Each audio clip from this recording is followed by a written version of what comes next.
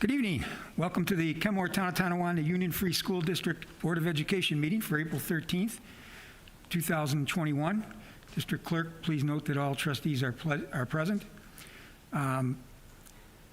Tonight, our Pledge of Allegiance will be led by the Hoover Elementary School students via video recording, and then please remain standing after that for our national anthem, which will be performed by Hoover Middle School 7th grader Josephine Sturm via video recording.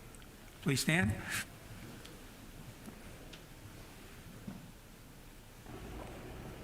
I pledge allegiance to the flag of the United States of America and to the republic for which it stands, one nation, under God, indivisible, with liberty and justice for all.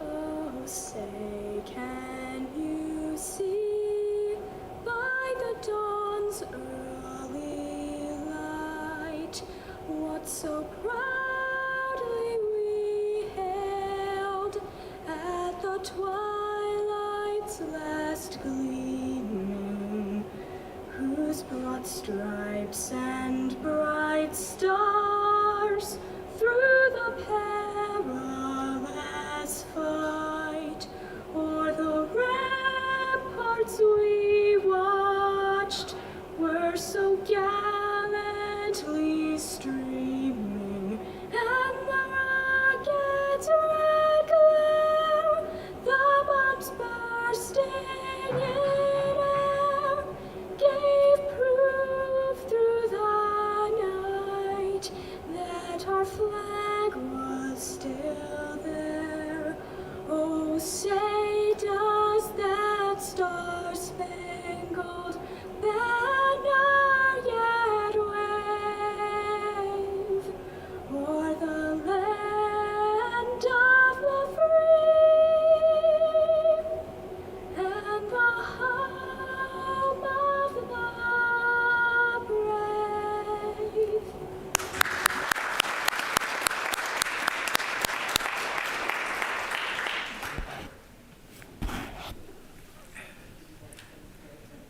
And our district mission statement and vision statement tonight will be read by Ms. Kelly White, our Assistant Superintendent for Instruction. Our board and district vision is to create a community that creates dynamic learners who possess social awareness, confidence, and a belief in their power to succeed. Our mission statement: the Kenton school community will provide our students with the support, tools, and diverse opportunities needed to meet the challenges in an ever-changing world. And our values are mutual respect, independence, trust, teamwork, integrity, passion for excellence, and responsibility. Thank you. Okay, item 4A is approval of the agenda. Do I have a motion to approve? So moved. So moved by Leslie. Second by Andrew. Any discussion? Okay, there being none, I call for a vote. All those in favor so signify by saying aye. Aye. Any opposed? Motion carried unanimously. Next is the approval of the minutes from the March 9th, 2021 Board of Education meeting. Do I have a motion to approve? So moved by Tom. Second by Andrew. Any discussion? Okay, there being none, I call for a vote. All those in favor so signify by saying aye. Aye. Any opposed? Motion carried unanimously. Okay, I'll turn it over to Superintendent Samato for our recognition portion of the program. Thank you very much, President Chimera, and good evening to all of our public this evening, and especially our friends and family from Hoover Elementary. They will be our first school that we're focusing on tonight, and I'll just go through some procedures of what you can expect right now. So we'll go through our recognitions. We have 3 recognitions: a student, a support staff, as well as a teacher. When I call you up for your recognition, we'll actually come right up here. I'd ask you to come up to the front of the community room. I'll read a short recognition from your school, and then at that point, I'll point out, just to minimize any of our contact, the shirt and certificate that the individual can take. You can have a seat in the chair, and we'll have a picture with you there. Family, if it's you have family with you, right after you take your picture, you can invite your family up and take a picture with your family as well, anyone that's being recognized, okay? So with that, let's begin with Hoover Elementary. And do we have a microphone there? Yeah. Okay. Oh, there it is. Thank you so much, sir. Thank you. Okay. Okay, so for our first honoree this evening, we'll recognize and ask for this student to come up, Mr. Leo Burt. Leo?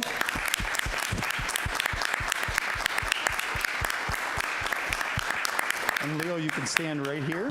Okay, so Leo is a third grade student at Hoover Elementary. Leo works to the best of his ability every day. He never complains about his workload and strives to reach a high level of achievement. He is also very successful in both GTELA and math. Outside of school, he is studying to be a black belt in Taekwondo, which he will be accepting that promotion on April 17th of this month. He is very respectful, kind, including of all students, and makes friends with everyone he meets. Leo is truly a Hoover hero. Let's give another round of applause for Leo Burt. So Leo, let's have you grab your certificate. Do you see the tie? You can grab this and that shirt. And then you can have a seat right here, Leo. And then you hold up the certificate. Perfect. All right, everybody smile. We can tell you when that's done. Oh. 1, 2, 3. And one more. 1, 2. And Leo's family, if you want to come up and take a picture with him as well.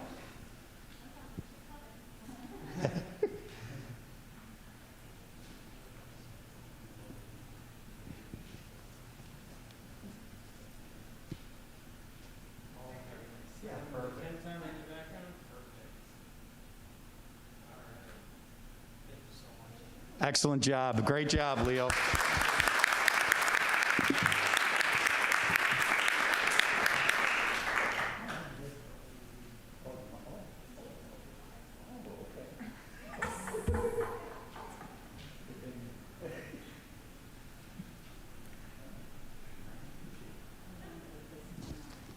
That's teamwork. Thanks, President Chimera.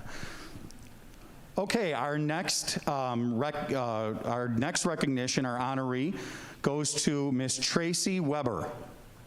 Tracy Weber.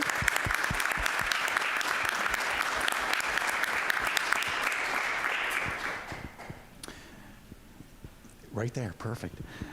Tracy Weber is a teacher aide at Hoover Elementary. Tracy goes above and beyond at Hoover Elementary each day. She keeps our school community so well connected through daily video announcements, which we know both in-person and virtual learning students absolutely look forward to each morning. She gladly helps out in anyone's classroom that she works in, will roll up her sleeves and lend a helping hand without batting an eye. Tracy intuitively knows what to do without being given lengthy, detailed instructions. She can always be counted on to go above and beyond, has a positive attitude, and forms relationships with our students. She is truly a Hoover treasure. Once again, let's give a round of applause for Tracy Weber. Certificate in your t-shirt. And if you could have a seat, we'll take a picture.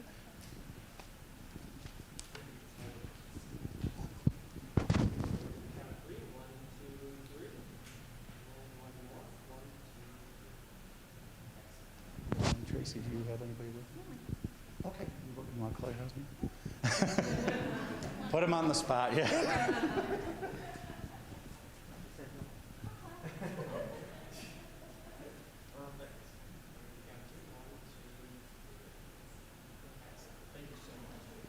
Excellent. Let's give Tracy another round of applause. Great job, Tracy. Thank you for all your dedication. And for our teacher honoree, Miss Heather Radka.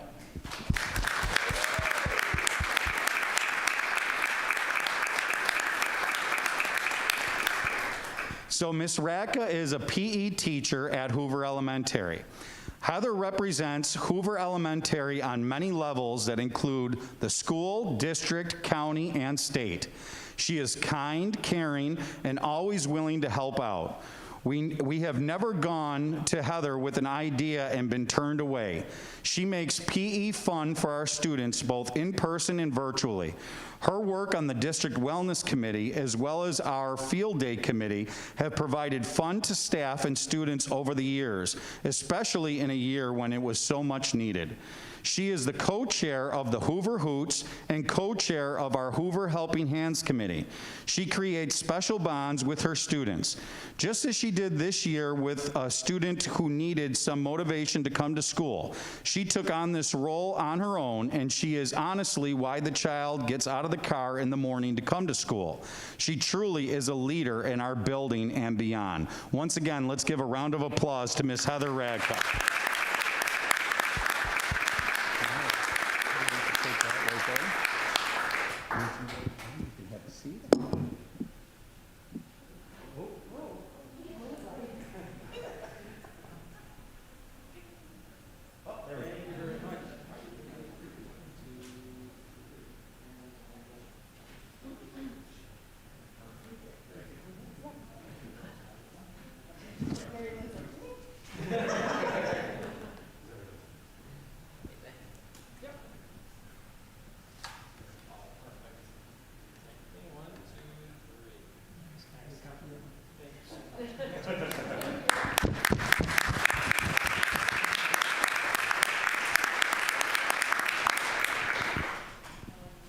And who else? I'm sorry.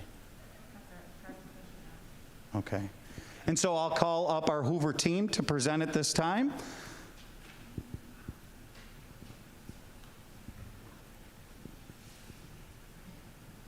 And I'll allow them to do all of their introductions. I think the microphone here, okay, is working.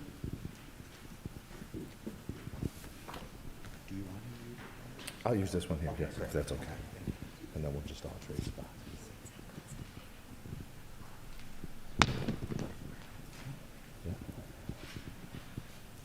As we're queuing up our PowerPoint, good evening, everyone. As Mr. Smato said, my name is Mr. Michael Huff. I'm the proud principal here at Hoover Elementary School.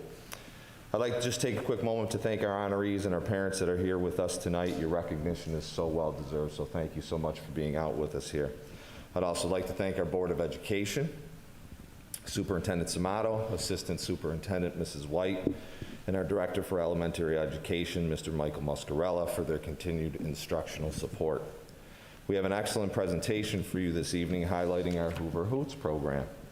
I think you will see how our Hoover Hoots program embodies the idea of making Kenton strong, Kenton proud, and absolutely keeping Kenton moving forward with their civic leadership and by building a sense of community. At this time, I'd like to turn our presentation over to one of our stars and our co-leaders, Mrs. Sue Speraza.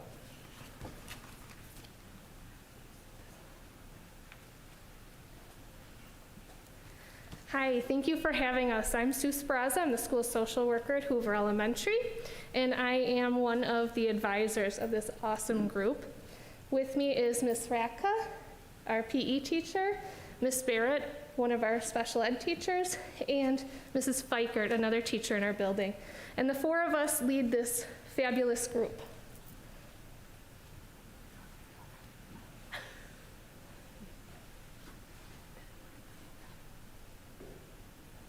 So Sue and I were talking about how to take a large elementary school and have kids feel like a home and a community and a place that they want to be and be able to build connections.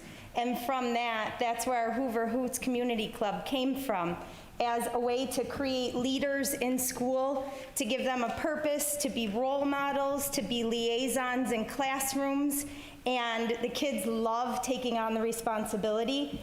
They have come up with ideas that we never dreamed of. We came up with a list of things, oh, we could do this, we can do that. Their ideas blew us out of the water. And the things that we're about to show you are not ideas that we came up with. They're all student-driven ideas we couldn't have even dreamt of. They are an impressive group, and this is our 3rd year of our Hoover Hoots Community Club. So over the past 3 years, some of the things that our Hoots have been able to do is plant a garden outside of Hoover Elementary, right in front of our bus loop, in front of door 1.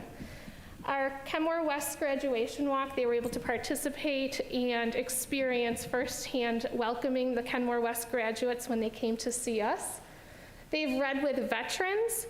We've had a coffee cart for teachers. We've made gifts for Teacher Appreciation Day.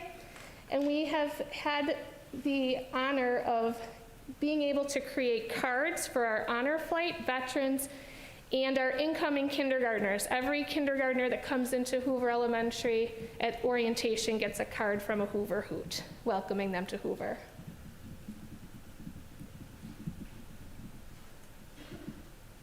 So our Hoots are amazing leaders throughout our school. They serve as a liaison to our younger classrooms. So in the past, we would pair one Hoot with each of these classrooms. And pre-COVID times, they would go in and help with different classroom events. They would go in and read to the different classes. We were able to do this part virtually last year as well as this year. They also, when we had assemblies, would go and sit with their liaison class and serve as role models when in the auditorium. They lent a hand with different school functions, such as kindergarten orientation and the art show. They would serve as guides, and they would lead different activities that were going on during those events. They also helped to provide tours for new students that were coming to visit Hoover, offered that student perspective and made the students feel more at home and more welcome when they were touring our building. And another thing they did as leaders was host lunch with a Hoot. So we were able to do this virtually as well, and our Hoots did a phenomenal job leading conversations. They would have different sentence starters and ask different questions and make sure everybody had a turn when they were talking during different lunch bunches.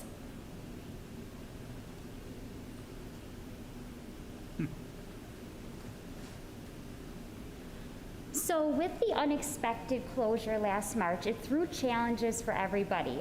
However, with that being said, we could not be more proud of the way that our Hoots really stepped up, and they found ways to reach out and continue to be leaders for our school during a time when everybody really needed that. So some of the ways that they made sure to continue to be leaders during our closure and in a virtual way was they read to classes over Google Meet. So they practiced reading books, they videotaped themselves, and they also went on and they joined classes and read out loud to younger grade levels. They created field day tutorial videos so that Hoover could continue to have a field day virtually, and they were a huge part of that.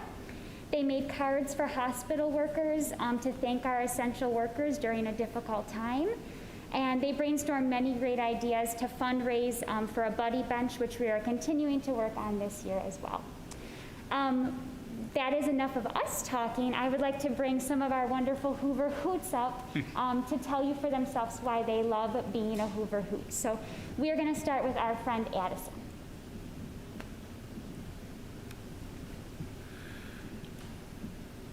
It is fun to be a Hoover Hoot because we get to help the community. It is fun to show the younger kids that they can be a Hoot too.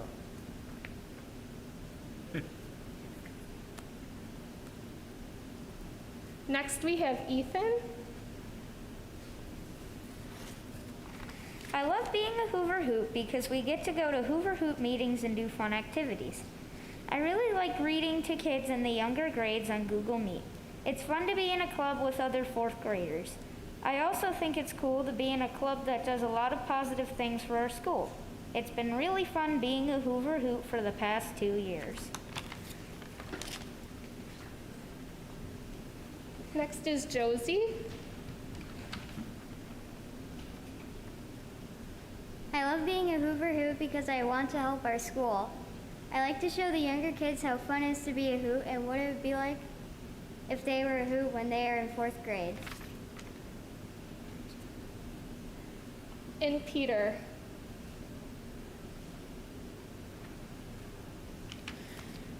I love being a Hoot because we get to do lots of things while helping our community.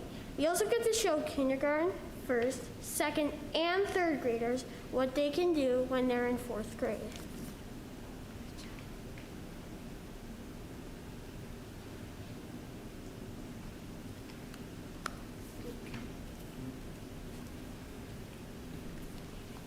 Boys and girls, excellent job. Excellent job. I know we only have a few minutes for our presentation, but I just can't say enough how much that our Hoover Hoots program actually are ambassadors for our school, and not only for our school, but for our district. Typically for the board presentation, we allow our Hoots to lead the visitation to our school each year. So hopefully next year when that happens again, our Hoots will be with us and they'll be able to lead and show you just exactly how much of a leadership role they take in our school. So thank you very much. Excellent job. And folks, it really great leadership from our young leaders, but great leadership from our teachers and our administrators, really focusing on that community of leadership and really not being afraid to step up is really evident in everything that you do. So really just thank you for sharing with us tonight. Great job, Mr. Huff. Thank you. And also Assistant Principal Fry, great work. Excuse me, I have to add that I'm so impressed with the age range of the people who benefit from your volunteer work, which includes, kindergartners, writing those welcome cards and helping out with orientation for kindergartners, all the way up to veterans. So congratulations for their good work. Just a quick question for the students. Do you guys actually have a hoot call? Like a? We do. I thought so. Thank you very much. Thank you. Okay, we're going to take a 5-minute recess so we can allow the elementary school to leave and the Hoover Middle School to come on in.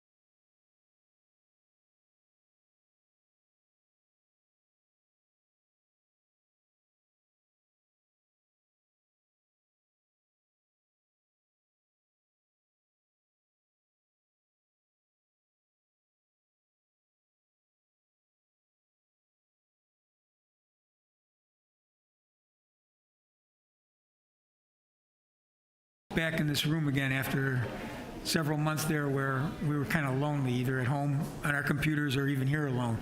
It's great to start getting students back. It's my favorite part of the meetings. So, Mr. Samato, I think we have Hoover Middle coming, right? Wonderful. Thank you, President Chimera. And welcome, Hoover Middle. We are now going to transition to your presentation. I just want to go over some procedures for what to expect. So we have our 3 recognitions. If you're one of the people that are being recognized, we'll call you up to the front. You can stand up front while we read off the recognition from your school. At that time, I will point to the certificate and t-shirt, and instead of grabbing it and handing it to you, that you can take right off the table just to minimize contact, and then sit in the chair. We'll take a picture. At that time, you can call up family so that you could take a picture if you have any family here as well.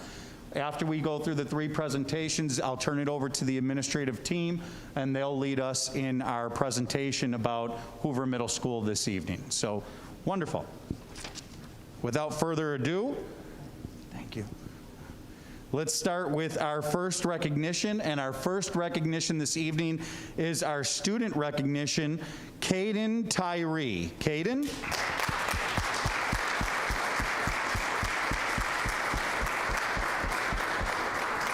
Wonderful to see you, Caden. You could stand right here. Caden Tyree is a 7th grader at Hoover Middle School and is known by his teachers as an awesome athlete and runner. He can hold a plank position for 20 minutes with ease. Caden, I could do 20 seconds, possibly. Possibly. And he could still hold a conversation while holding that plank without being tired, according to Miss Siegel, his teacher. Teachers are impressed with his enthusiasm for learning and positive attitude. He is an active volunteer every day. He values his education and is hardworking, respectful, and kind. Right away at the beginning of the school year, Caden's team teachers knew that he was an all-around great kid. Caden is enthusiastic and quick to share his love of learning and of baseball. He always finds a way of making learning interesting for himself and his teachers. If he needs to make a Flipgrid video for class, he will film it from his swiveling office chair for a dramatic spinning entrance. If he needs to locate his next independent reading book, he will find a book about one of his heroes from his favorite sport, baseball. Even after class, Caden will never leave without unmuting to wish his teachers a great rest of the day, or without offering a smile and a thank you on the way out the door. Caden is truly a scholar athlete. Congratulations, Caden. Let's give Caden another round of applause. Right there. And if you can hold the certificate up. Perfect. So we count to 3. You got a smile. We can tell him with the mask on. 1, 2, 3. And one more. 1, 2. Perfect. Any family? And then Caden's family. If you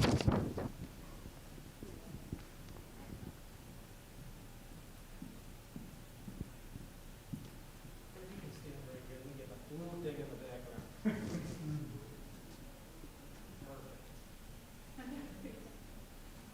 Perfect. 1, 2, 3. Let's give Caden and his family another round of applause.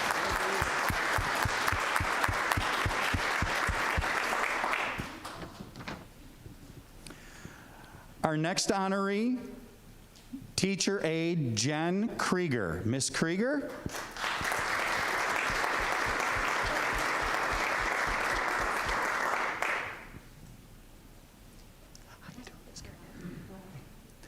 Teacher aide Jen Krieger always has a smile on her face and is so positive with the students she works with.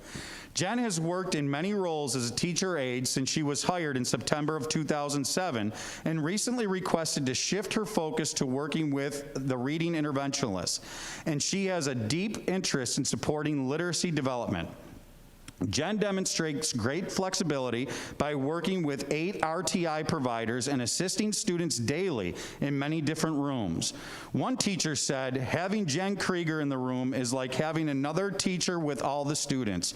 She knows what the kids need and is able to assist students to achieve so much more in reading and math.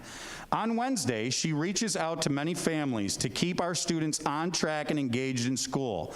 Jen is an intelligent, dedicated, flexible team player.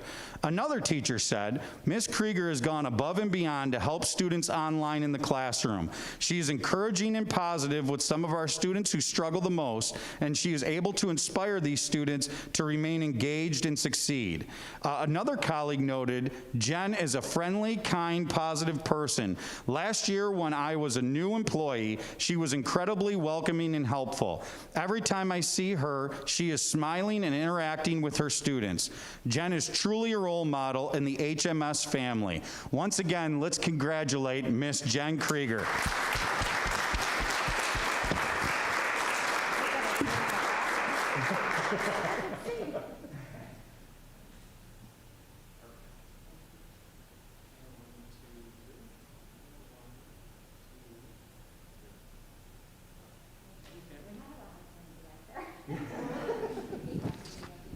She called you out, sir.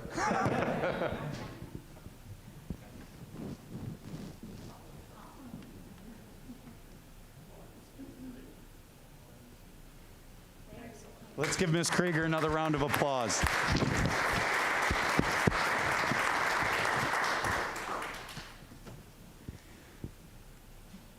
And to finish off this evening with our honoree, physical education teacher, Miss Lisa Siegel.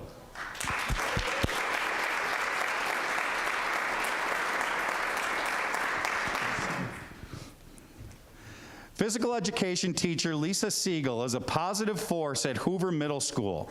Colleagues around the building use the following words to describe her: fun, fair, headstrong, enthusiastic, and full of life. Her work as chairperson of the Wellness Committee has been inspirational to all staff and students, especially this year when our emotional well-being has been so important to maintain. Lisa has been producing weekly wellness videos for the HMS announcements since March of 2020.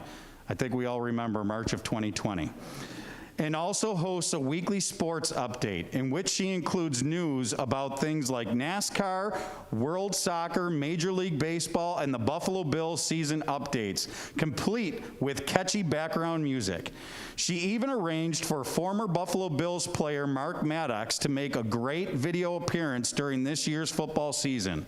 Staff members have commented that her fitness videos are amazing, so funny, and we are sure that they take a lot of work. Lisa inspires us all. For example, many of us have walked more steps and held the plank position for more seconds than we ever would have ever thought possible due to her encouragement for the monthly wellness challenges. She has been a difference maker with her positive attitude, as well as giving tips on healthy activities, foods, and talking up the local sports. Lisa also serves as the Kenmore West boys tennis coach, Hoover Middle running club coach, and Hoover Middle running club coach. Congratulations once again to Miss Siegel.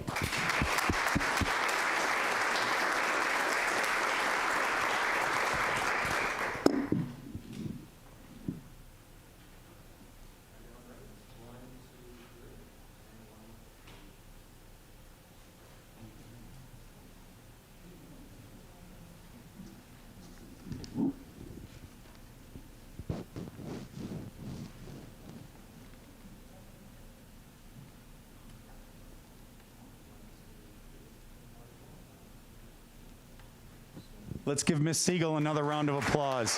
Thank you so much for your dedication. Excellent, excellent job. And with that, I turn it over to the administrative staff from Hoover Middle School to bring us their presentation and introduce everyone that is with them this evening.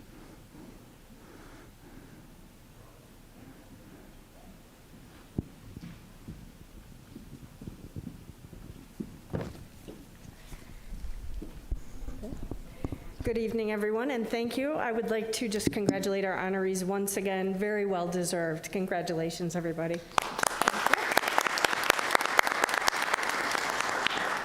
My name is Elaine Thomas. I'm proud to be principal at Hoover Middle School. I want to thank you for this opportunity this evening.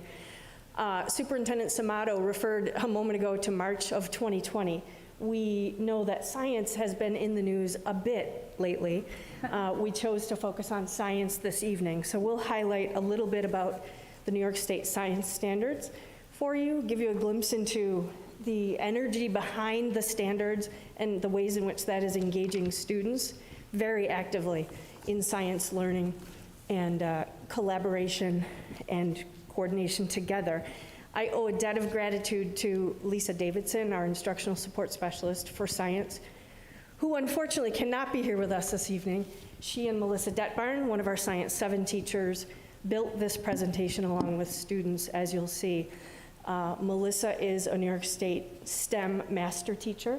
She has 2 daughters in our building and a child at West as well. So she's been a really valuable part of our, not only our instructional team, but our reopening team. She gives us the teacher perspective and the parent perspective. Very talented scientist, and she's going to share some of her expertise with us this evening. With that, I would like to turn it over to Melissa, who's going to get us started. Come on up. Thank you, Ms. Thomas. That was really nice. I'm happy to be here. If you know me, I love talking about science. I just wanted to start just by saying that KenTown has been working really hard for many years. I came on board in 2017 from another district, and KenTown was miles ahead on addressing the new standards. The new science standards came about from the National Science Teachers Association in 2013, and then New York State adopted their version of the standards in 2016, and we quickly started working on that, doing professional development around the standards, curriculum mapping, and writing lessons, and we're still kind of in that phase right now. The big shift in the standards from what we used to learn, a lot of us learned when we were in school, is that scientists and those in science fields were really concerned that the young people that were graduating did not have the skills to go right into a science career. And instead of doing science in school, they were more learning about science. So that has been a big shift in the standards. And I'm just going to go to the next slide. I think this will work.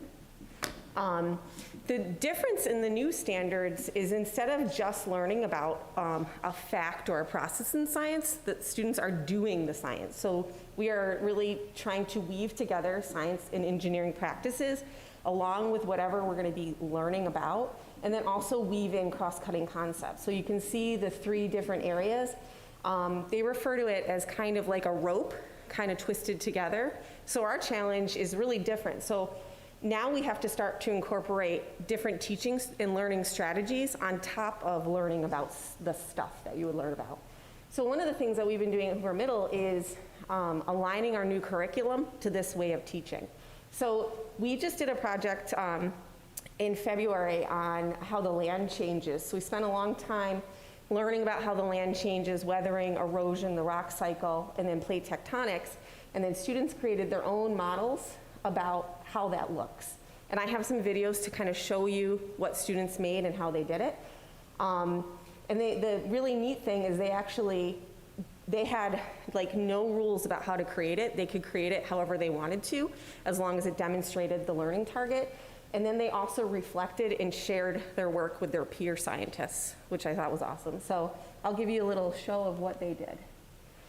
So Griffin Miller, he uses his handmade model of changes in the landscape to show how he likes to show erosion and deposition with a landslide. So I have the video of Griffin explaining. All right, so today I'll be explaining my model. It took 5 days to dry, and we did it over the weekend. And so right here, we have a mudslide going down like this. And right here, this is the erosion, carrying this little bits of gravel down here and rocks. Then we have a deposition, all these trees I got carried from up here all the way down there. So funny enough, Griffin's model is now in my classroom, so his parents were able to drop it off at school to show off to the other students, and a student just asked me today where I bought that model. I was like, actually, Griffin made it, which is pretty cool. If we go to the next slide. Oh, right, it's so going to play today I'll be again. explaining my model. It took 5 days to There's dry. a way you can go. There you go.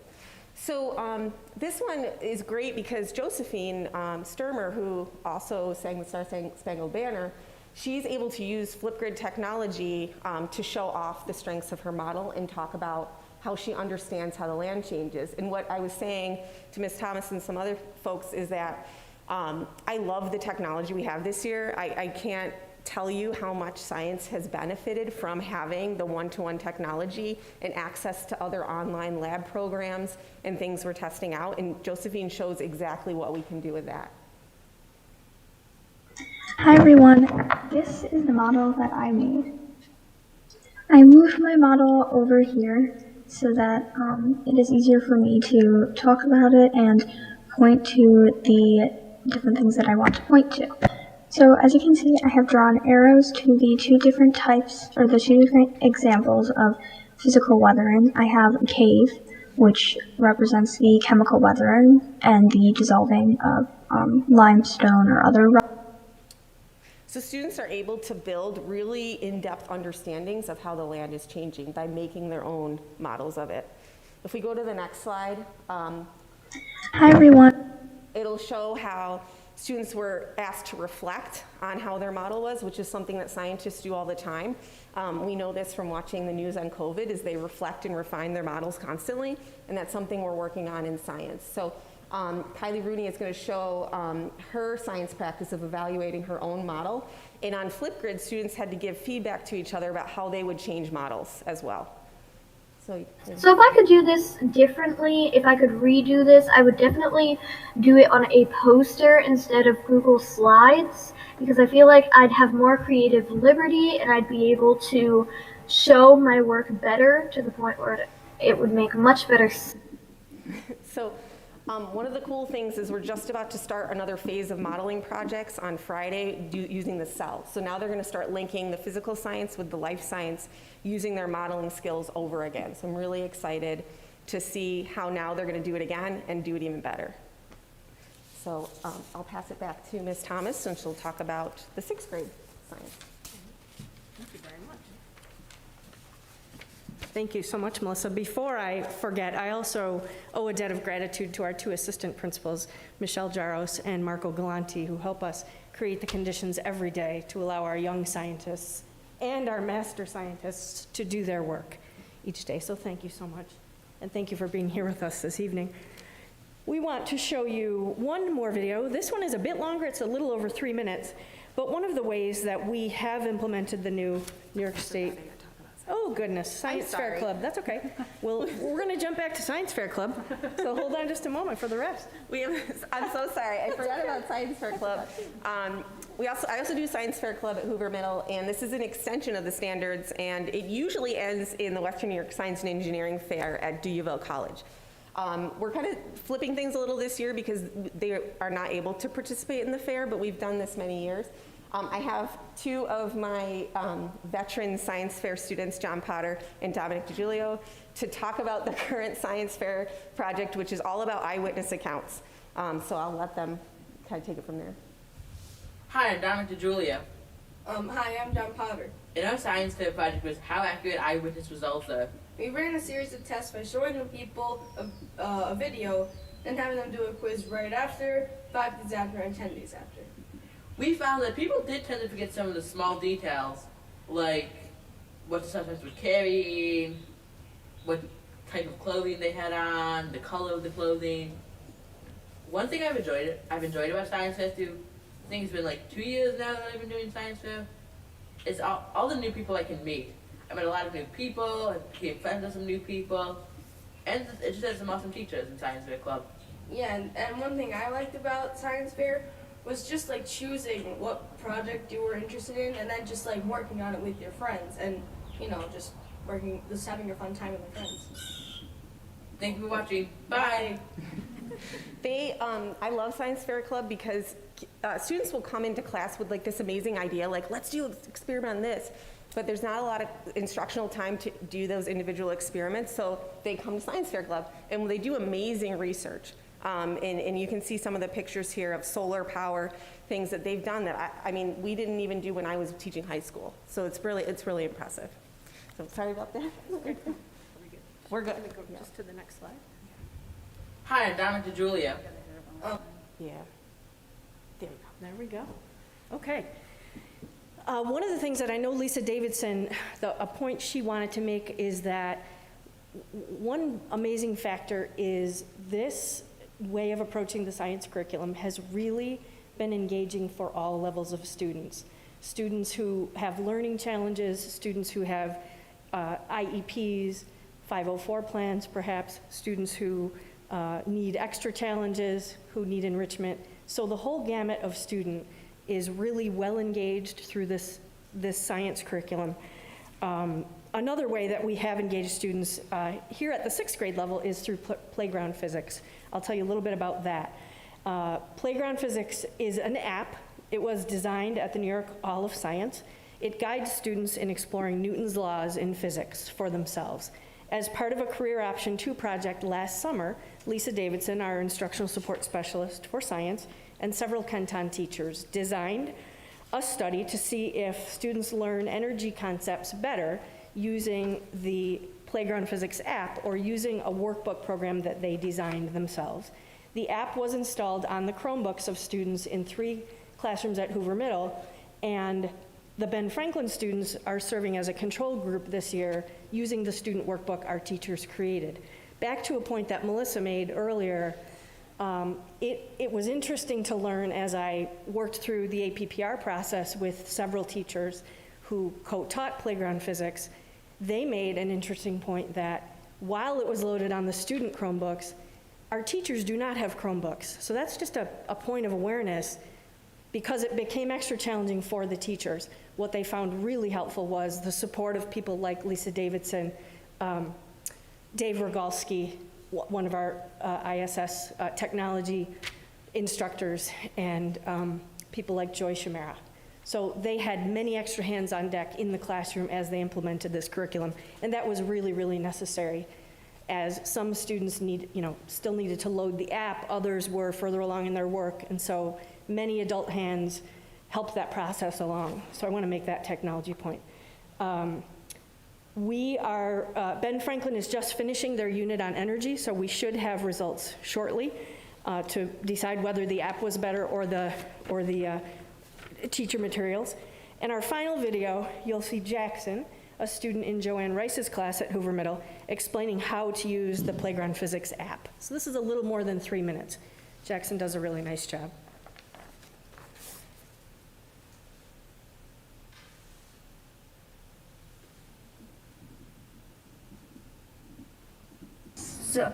So this is the Playground Physics app. All right, so this is we are going to be putting the dot right at her center of gravity because that's mostly where Y functions. And now, as you can see, her body is moving after a few times in the video, and as you can see, the more I'm pressing the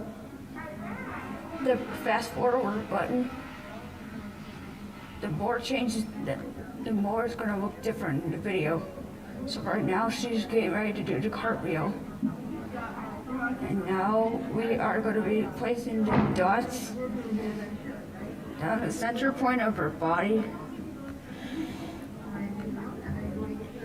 And now we are just going to do this until we would just keep doing it until until the end of the video. So basically right here,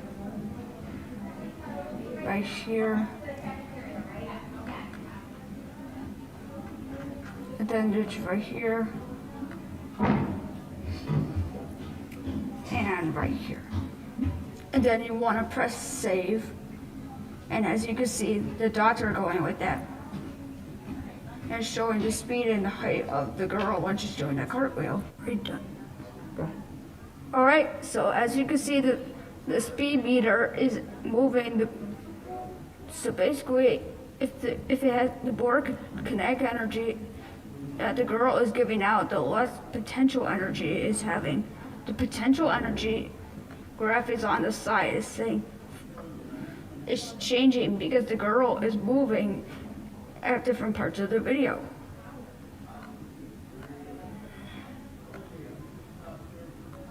And as you can see, it shows the speed, which is 7.5 miles per hour. And the kinetic energy is 25.8 joules, which is another word for when you use types of energy. It's kinetic energy, and right here, it's very hard to see, but it says 4.1 feet, and the potential energy is 55.0 joules. Alright, so this is the graph part of the app. So basically, it will show a random point of the video, and as you can see, there's a red coming there. So basically, the higher the graph is, the more speed it is given out, but the lower it is, the lower the speed is. And it will show you how much distance has been traveled throughout the video. So the higher the ball is, the more potential energy is. So basically, if I bounce the ball, right now it has kinetic energy because it's moving. And even if it's on the ground, it has potential energy because the ball will eventually stop moving. Thank you, Jackson. Thank you to everyone. Thank you. That concludes our presentation. Thank you very much.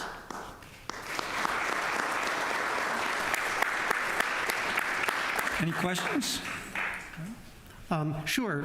I would just like to say how fortunate we are to have Melissa, a New York State STEM master teacher, on our faculty.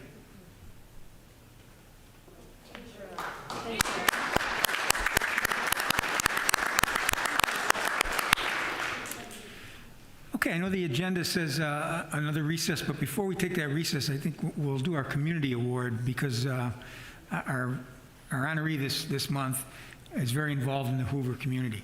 Let me read a little bit of background information about the Community Connection Award. It's an award program to distinguish members of the Kenton school community who have furthered or contributed to the betterment of the district and its schools, students, and staff. Anyone can nominate a member of the community for this award. With the exception of students and staff who are honored separately, any member of the Kenton school district community is eligible for the Community Connection Award, including parents and family members of the current or former students, retired staff, volunteers, local officials, employers, alumni, and residents. Nominations will be accepted quarterly. In fact, I believe this week, right, Patrick? Is Patrick around? Is it Thursday or Friday? Friday's the last day for nominations for this quarter. So if anybody's interested, just go to www.ktufsd.org/nominate, and you can, it's a very simple form that you fill out. I'm going to bring up our recipient for this month. Let me come up here.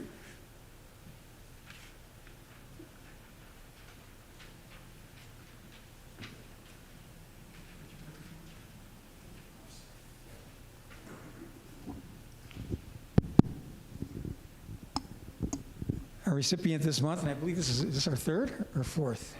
Third recipient is Jennifer Haynes. Come on up, Jennifer.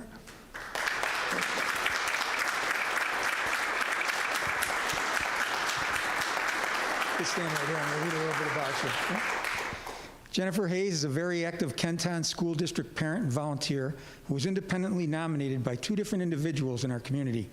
Jennifer's two children have been enrolled at different schools, including Holmes Elementary, Hoover Middle, and Kenmore West. And she has been very actively involved in each of those schools. Although her two children have long since moved up from Holmes Elementary, she continues to play a very active role as a volunteer at the school and runs the PBIS rewards cart. She also volunteers at athletic organizations for special needs students, including CAPS, which stands for Challenged Athletics Participation in Sports, Adaptive Cheerleading, and the Special Olympics. Jennifer's daughter was a member of the Kenmore West High School class of 2020. At the height of the pandemic in the spring, with the class of 2020 missing out on so much of their senior year, Jennifer spearheaded the Adopt a Senior program for Kenton students to provide special recognition for the graduating seniors. A little hard for me to read. My son was involved in that. I want to thank you for that. She also set up a food pantry outside her home, inviting anyone in the community to take what they needed. In the words of one of our staff members, Jennifer is an amazing mom, daughter, friend, and volunteer. And In the words of another parent, she is the finest of our community and does everything with a smile. We are lucky to have her as a member of the Kenton family. Congratulations.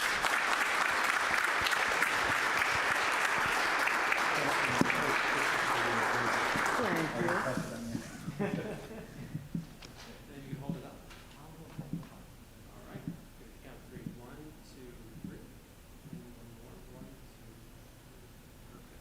Thank you so much. You want to bring up your family? Bring up your family. Perfect. Give it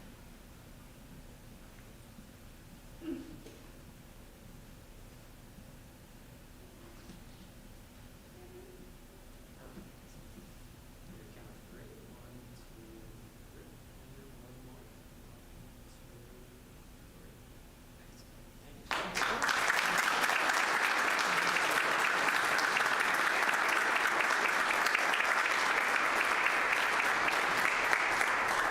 Okay, now we will take a couple-minute break to allow people that need to leave, and we'll be through.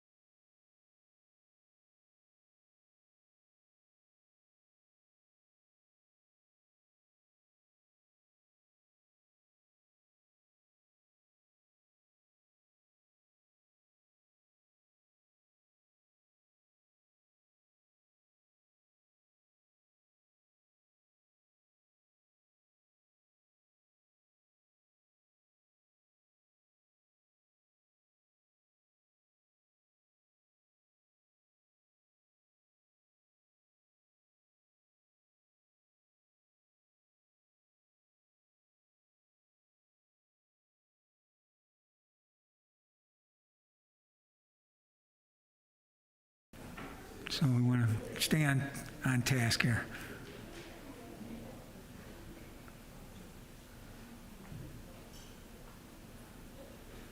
Okay, we're up to item 10, our department presentations. Mr. Samato?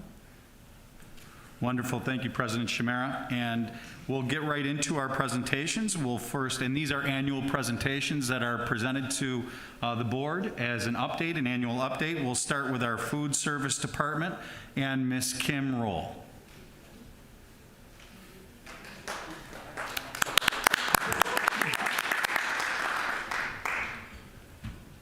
Okay, so, okay, hi. So it's very simple, it's very fast. I just want to tell you a little bit of what my staff has been doing. This is a picture of our weekly meal kits. So last March, we thought we were going to be out for a couple weeks and do meal kits out the back window. Can you hear me? Yes? We thought we were just going to do meal kits out the back window just a couple weeks, right? Because the flu was going to go away. So this is what we're still doing. And I wanted you to see this picture, and hopefully you can see all the details that go into that, because every item in our meal service has to be bagged up, portioned up, kept frozen so we can maintain the safety of the food. And we're serving approximately 1,800 weekly meal kits out the back window at Hoover Elementary, Franklin Elementary, Holmes Elementary, and we also have a bus over at Sheridan Parkside on Wednesdays in the afternoon for the families that can't get to one of the schools in the evenings. My staff are doing a fabulous job. I'm so proud of them. There's a whole lot of work that goes into that. That is just one weekly meal kit. 1,800 weekly meal kits, there's 10 meals in there. There's 5 breakfasts and 5 lunches, so 18,000 meals a week. Pretty impressed. I'm just so proud of my staff.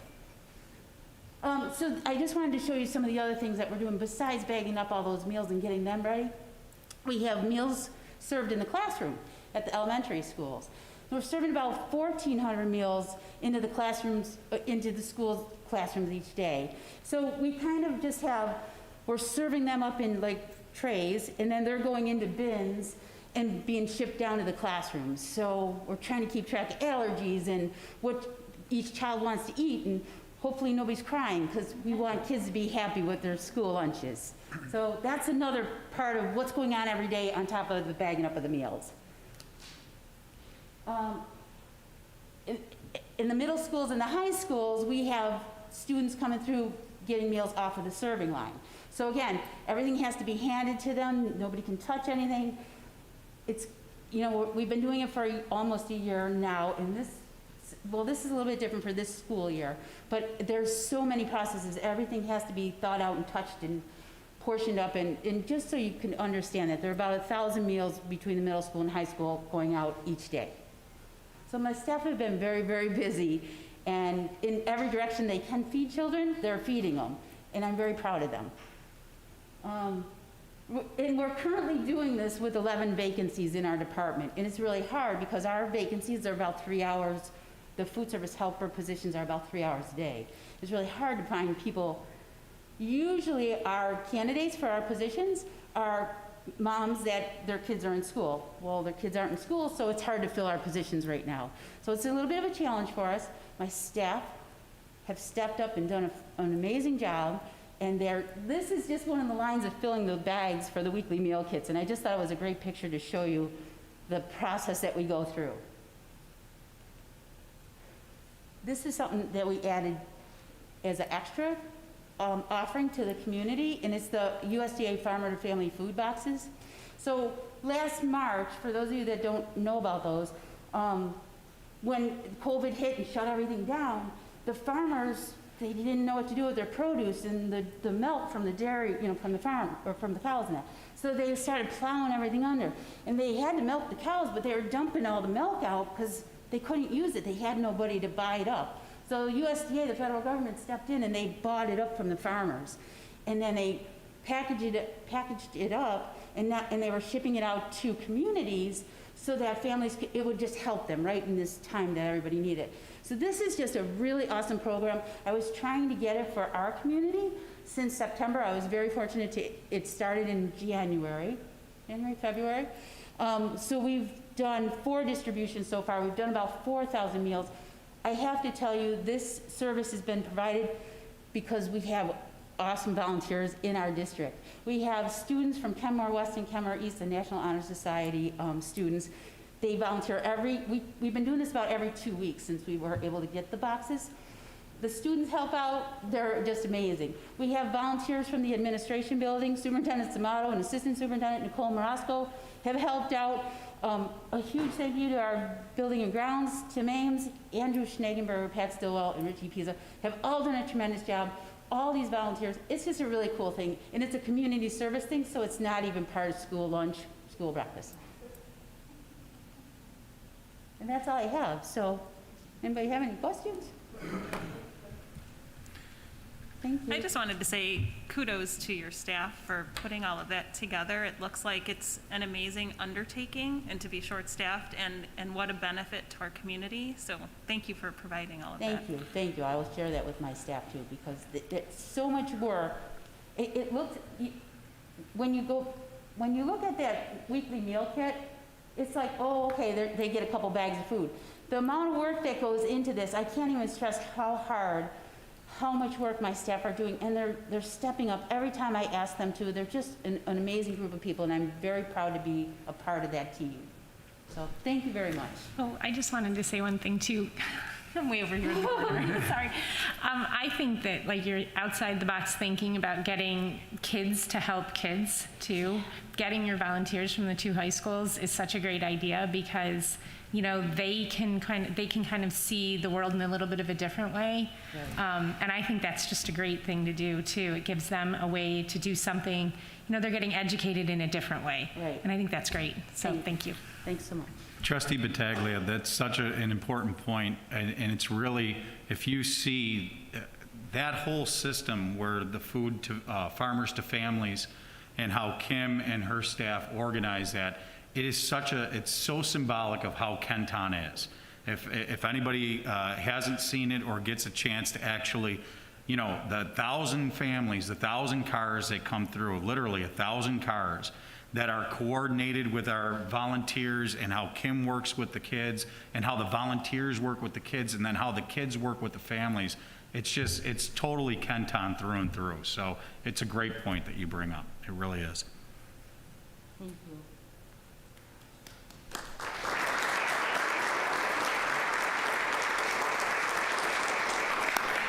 Great job, Ms. Roll. And now we will invite Mr. Tim Ames up for his portion of the presentation on the buildings and grounds update.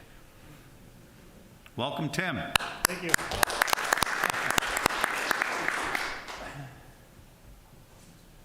Well, as you know, in buildings and grounds, it's been a pretty long year for us and the whole staff and the department, and we thank Mr. Samato and Ms. Morosco and the whole Board of Education for everything you've done supporting us to this point, and we're continuing moving forward into the summertime. So I know on my board reports in the past, over the past year, I've mentioned pretty much every time about our Protexus electrostatic sprayers that we've been using in the district for several years, actually. We started using them in the winter of 17-18.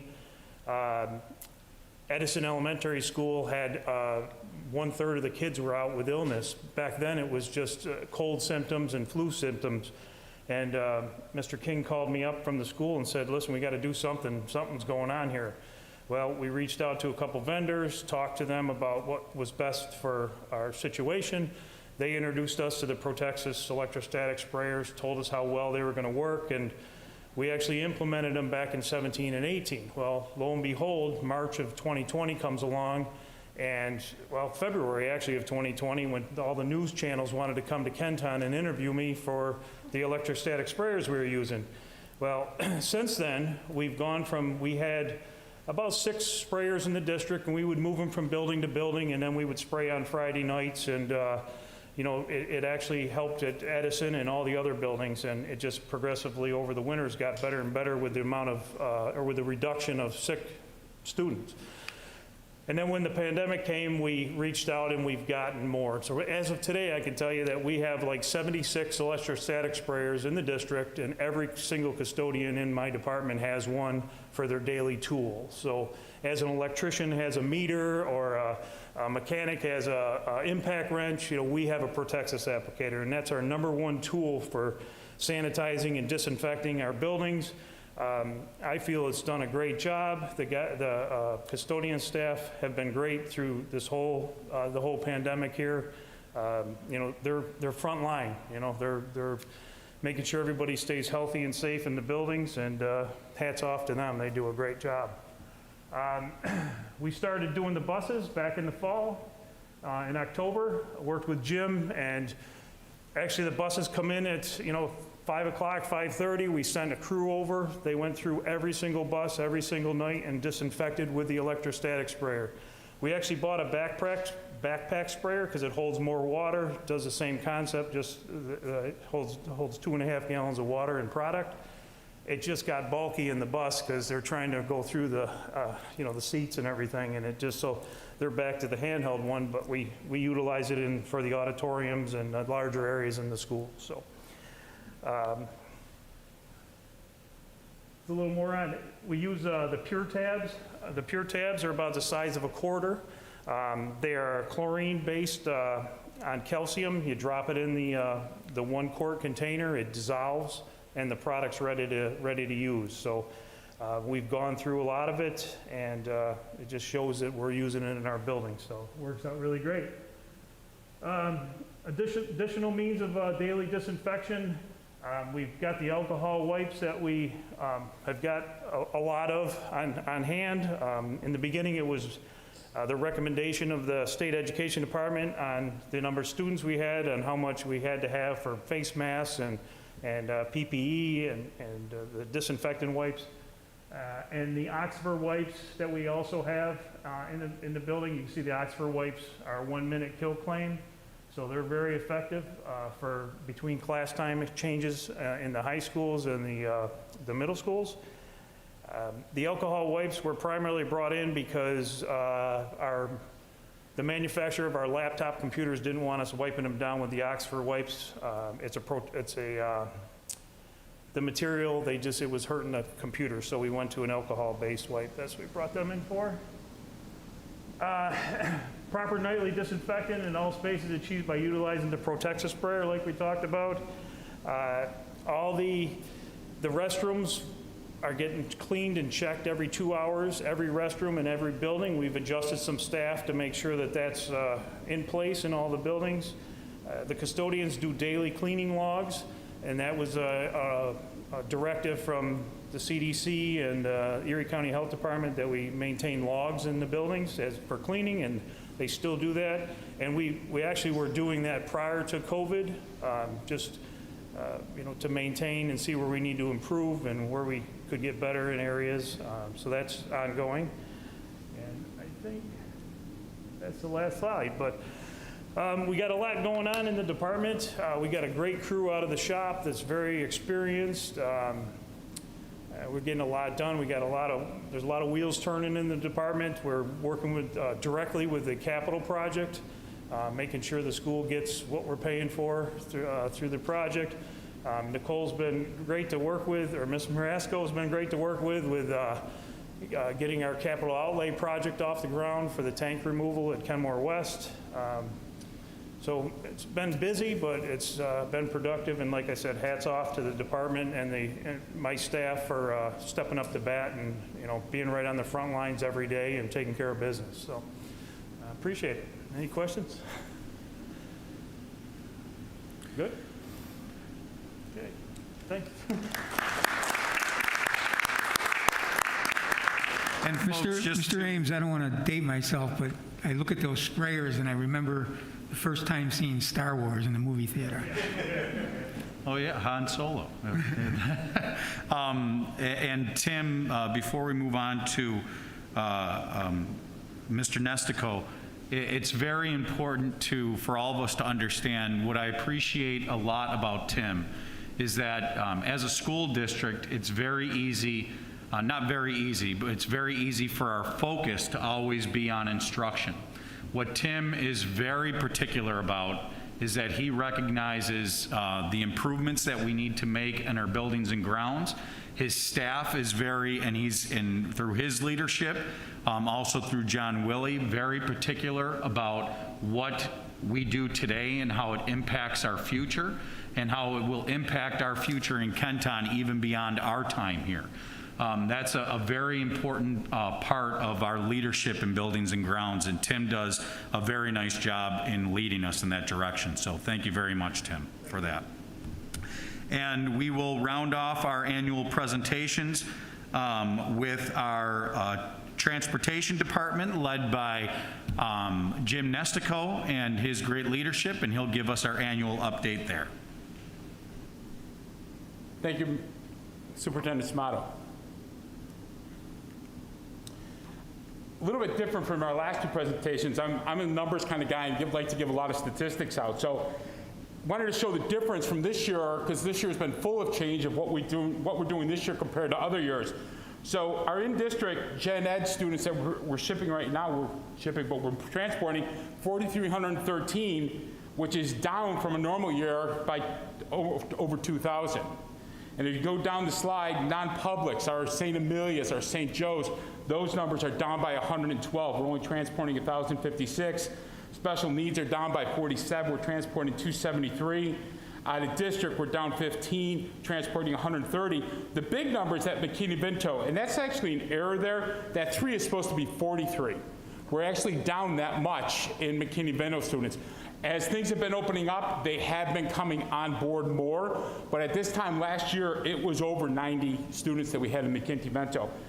Technically 2 years ago. Our miles were down. Normal miles are 1.2 million. Last year we were at 857,000. So it's been a big change for us.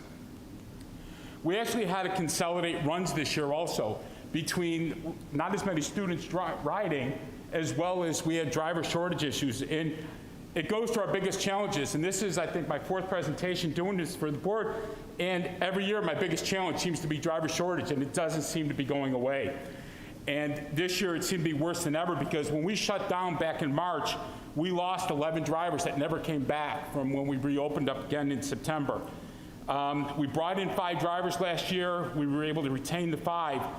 And then with COVID, some people had medical issues that didn't come back to work. We lost another 11 drivers between daycare issues, medical issues. They couldn't come back.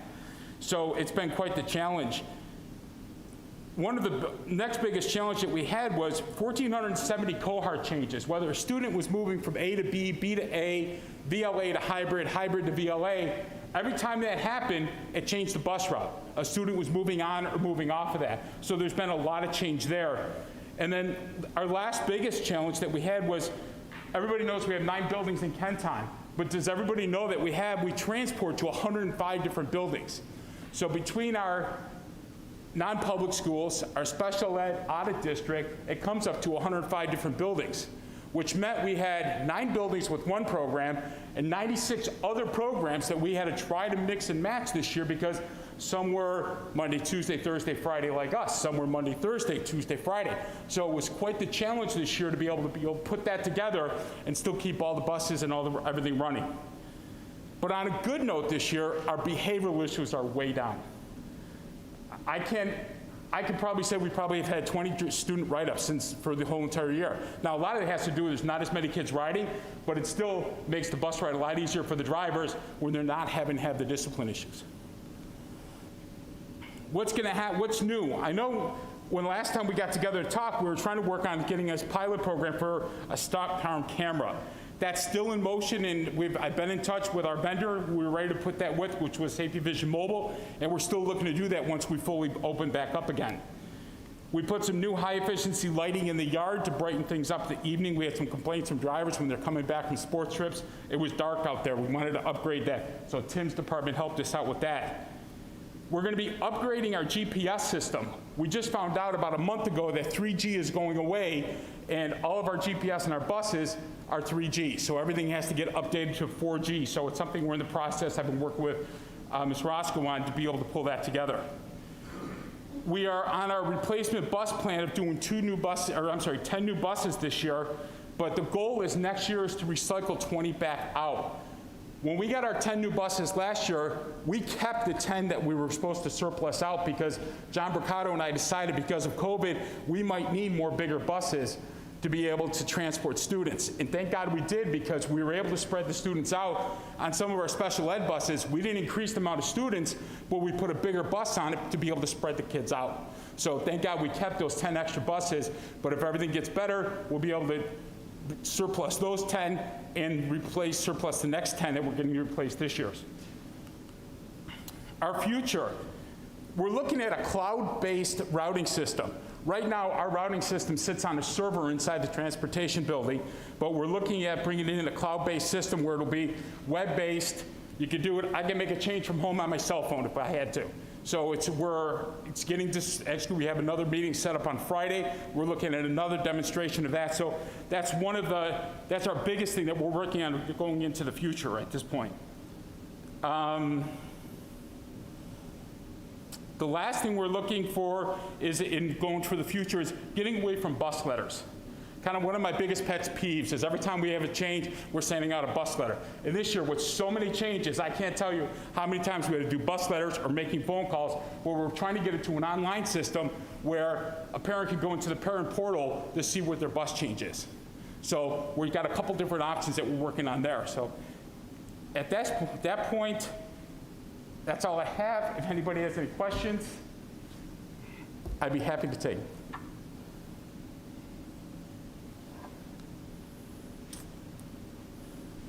Okay, thank you, everybody.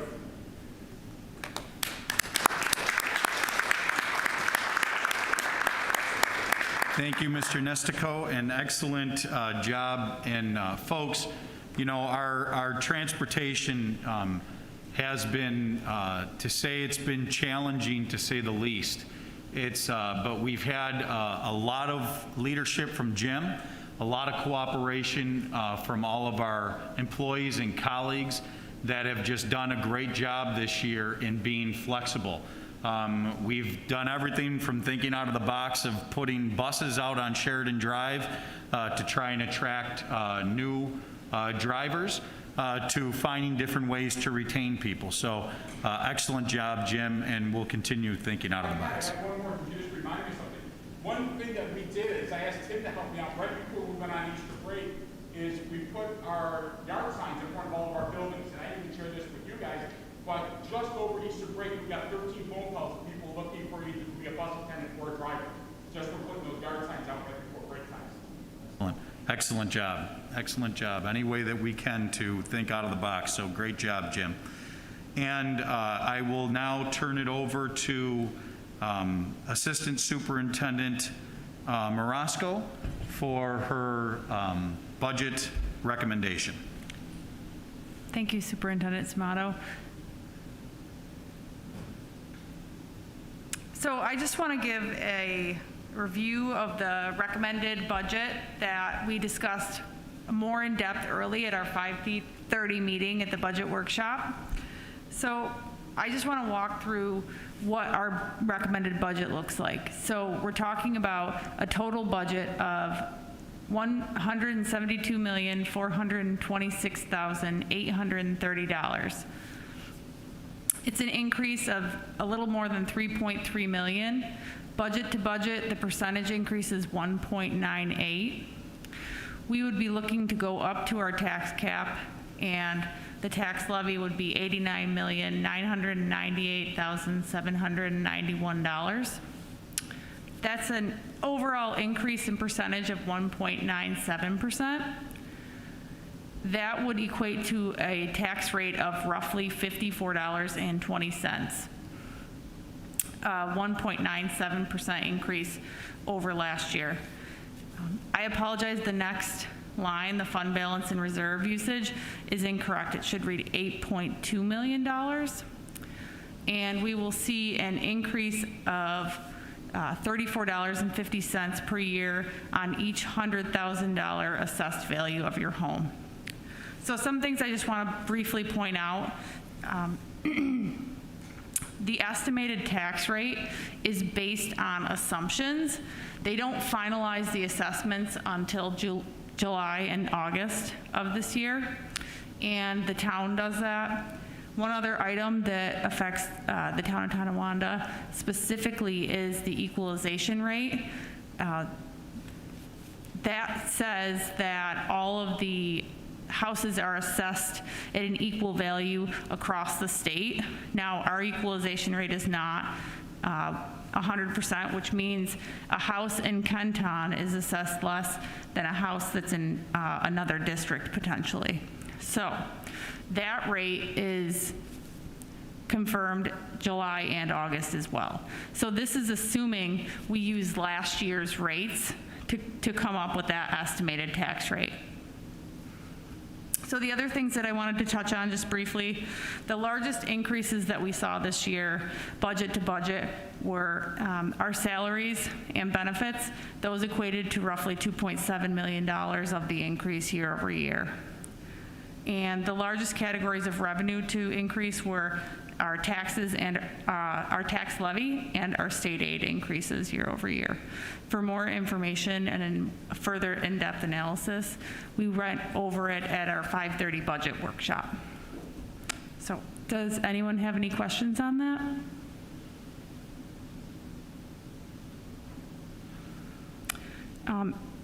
Thank you. That concludes my part, and this will be approved in 13B of the superintendent discussion. Thank you. Thank you. Thank you, Assistant Superintendent Marasco and President Chimera. That concludes the department presentations. Okay, that brings us to 11A on our agenda, which is public comments. We do have a couple people to comment this evening, so let me read the regulations for public comments. Any person may make a public comment by placing his or her name and address and topic on the sign-in sheet. Public comments during public session are a one-way communication. The speaker will be recognized by the board president, stand at the podium, and state his or her name and address. Public comments are limited to 3 minutes per speaker. The board president will raise his hand when there is 30 seconds remaining so the speaker can finish his or her statement. At a public board meeting, no person may orally initiate charges or complaints against individual district employees or board members. The speaker will be stopped if any board member or district employee is mentioned by name. Speakers are expected to avoid defamatory, abusive, or vulgar language. The president may terminate the speaker's privilege of address if after being called to order, the speaker persists in improper conduct or remarks. And looks like we have 2 speakers this evening. Our first is Jessica Brumbaugh.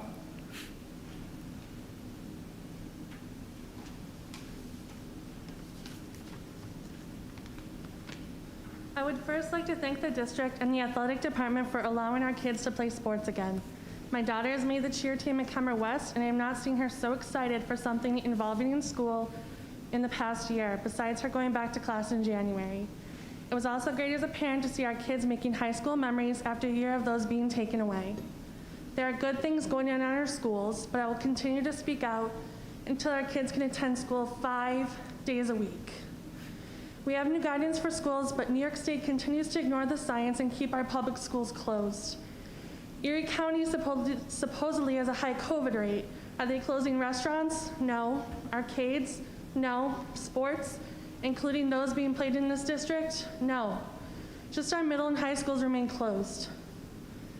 The county seems more interested in getting everybody back at Bills and Sabres games than reopening our schools. I just don't get it. We all can see the light at the end of the tunnel. We are all getting vaccinated, and even kids in the high school are getting their first shots. Things are moving in the right direction, but public schools are in the same place they were back in September of 2020. Now that we're finally at 3 feet, parents look forward to and anticipate the district's reopening plans for all grade levels. We hope you will be fully prepared to also bring our middle and high schoolers back when transmission rates go down in Erie County per the new guidance. Please plan now and send out your surveys now so you can flip the switch right away when rates go down. Even if the middle and high can go back in May, they will still have more in-person instruction time by the end of the year compared to the whole time they've been in hybrid. It is worth it. I am again asking why the district is not bringing Wednesdays back as a day of instruction for older students. I just don't understand the delay or the reasoning behind that day, which continues to be wasted for students. I do not have a senior, but I hope the district works with the high schools to give those kids whatever possible within the guidelines to celebrate the end of their high school careers. I'm also asking the district to release info regarding Regents exams and how those will be given and assessed.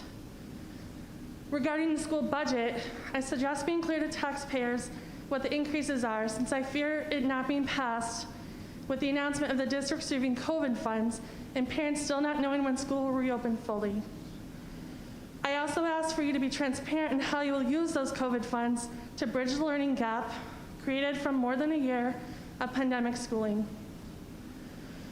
I am so very tired in fighting for more than a year for our kids to get the education they all deserve and to reduce the heavy burden placed on families and students during this pandemic when it comes to our kids' schooling.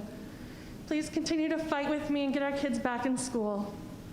I appreciate all that has been done in a horrible, once-in-a-lifetime situation. However, I will continue to ask for more since I believe that is what our children deserve. Thank you. Thank you, Mrs. Brumbaugh. And we also have Charlotte Bull.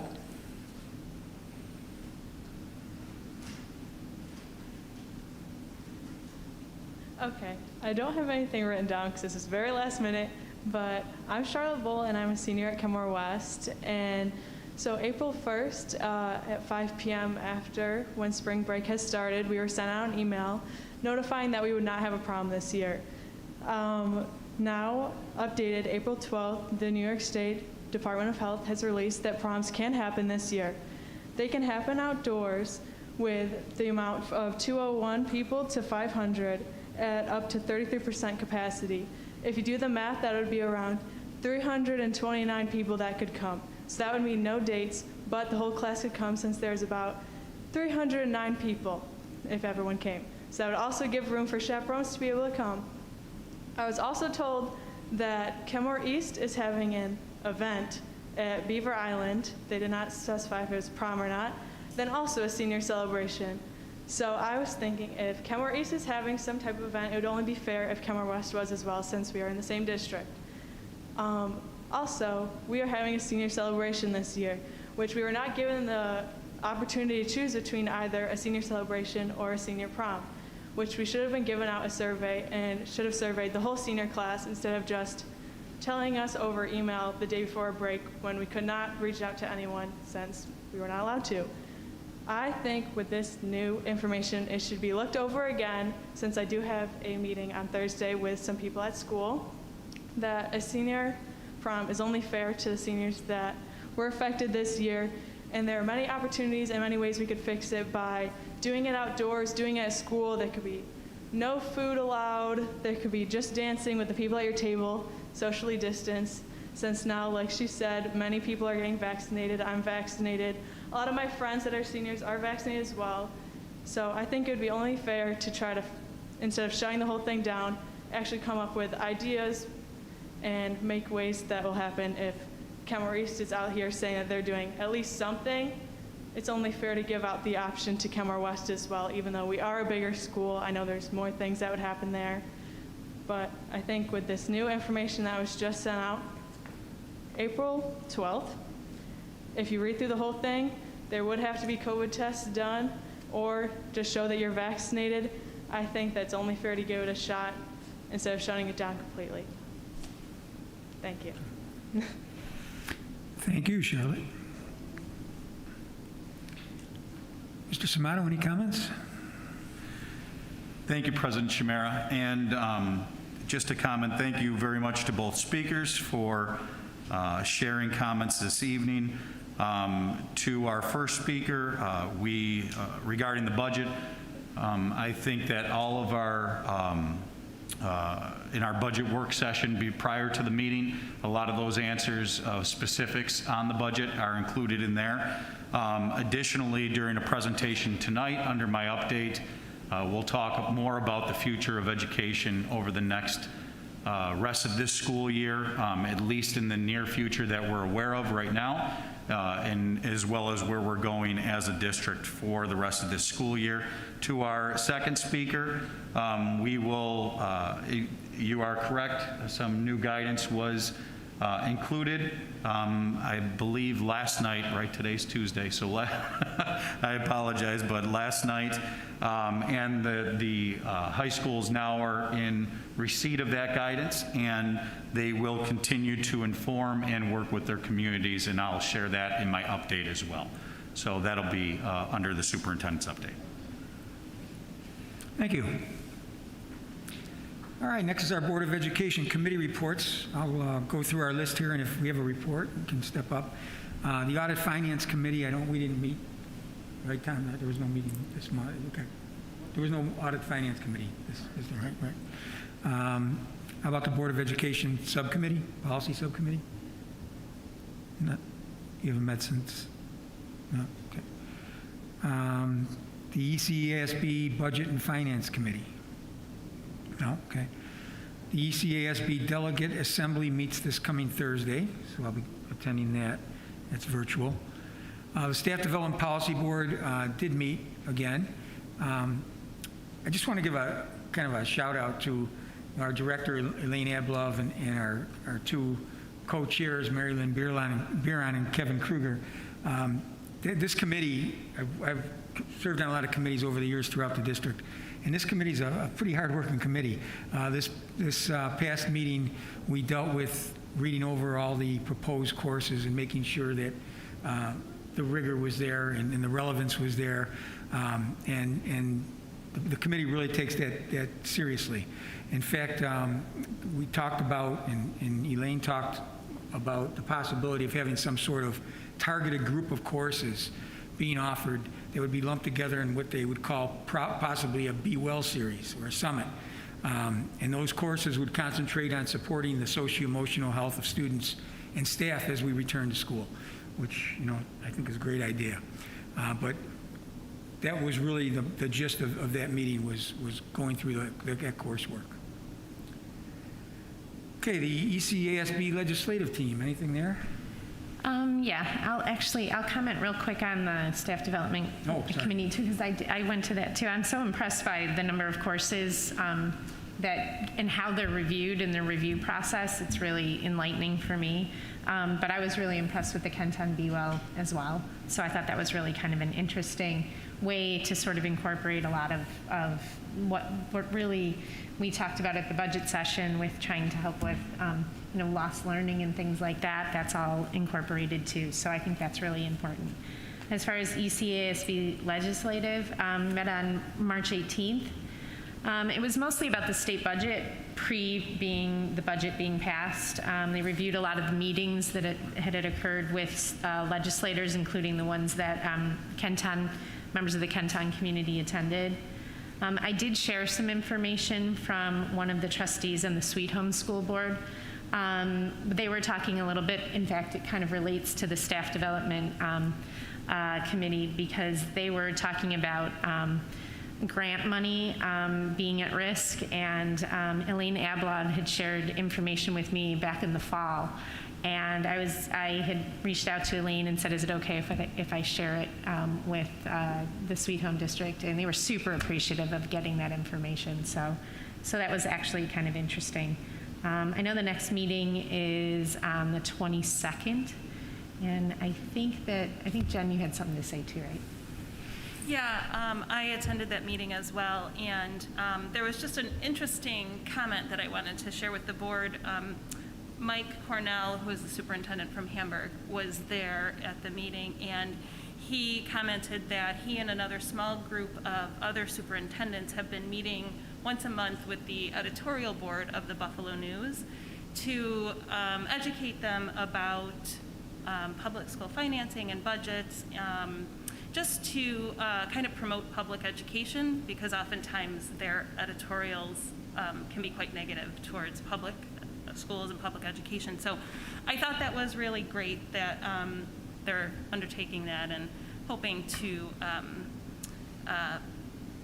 that the Buffalo News will paint a better picture of public schools now in their editorial section. So. Great, thank you. The Family Support Center, did that meet this month? No, we didn't meet this month. How about the SAVE Committee? Yes, they actually met on the 10th of March. We're still continuing, the committee's still continuing working on some changes to the code of conduct. There's still a little bit more work to do. I know there was some discussion towards the end of the meeting, big discussion about dress code in the code of conduct, which they're still sort of working on. And there was one thing that I thought was kind of interesting that was brought up was that there might need to be some sort of staff development type thing for the staff on the code of conduct and on any changes to the code of conduct. So they were talking about that. The other interesting thing that I found, which is a continuing conversation that they've been having, is the code of conduct, because it's a board policy that we have to adopt when we're done with it, or when the committee's done with it, is a pretty technical, like it's a legal document, and it's oftentimes hard, especially for elementary kids, to understand. And so they're actually thinking about ways to make it understandable at the elementary level, so that the kids who if they have to deal with issues, those kids will understand it a little bit more on their terms than in the really legalese sort of terms that's in the code of conduct. So it's still a work in progress. The next meeting is on the 26th. Thank you. The Technology Committee, I don't believe met this month, right? The Wellness Committee? Yeah, we met on March 10th, and the meeting focused on the Wellness Week, which happened the week after that. So they were just doing some last-minute planning, fine-tuning of activities. Each school or each building reported out what the plans were for their school for that Wellness Week. So it was interesting to hear the different ideas. You know, there were some schools were doing food tasting and sharing recipes and different movement activities and relaxation activities. Part of the Wellness Week was a district-wide step challenge for staff, and the board this year participated in the step challenge. And I'd like to see a recount on that, because I think the winner of the board members, the person who had the most steps, was Tom Riegstad. So congratulations. I think I enjoyed participating in that. I know we didn't get to walk together. It was really an individual thing, but it got me more aware of how many steps I should be taking that I don't. But, you know, maybe next year we can participate again and maybe walk together.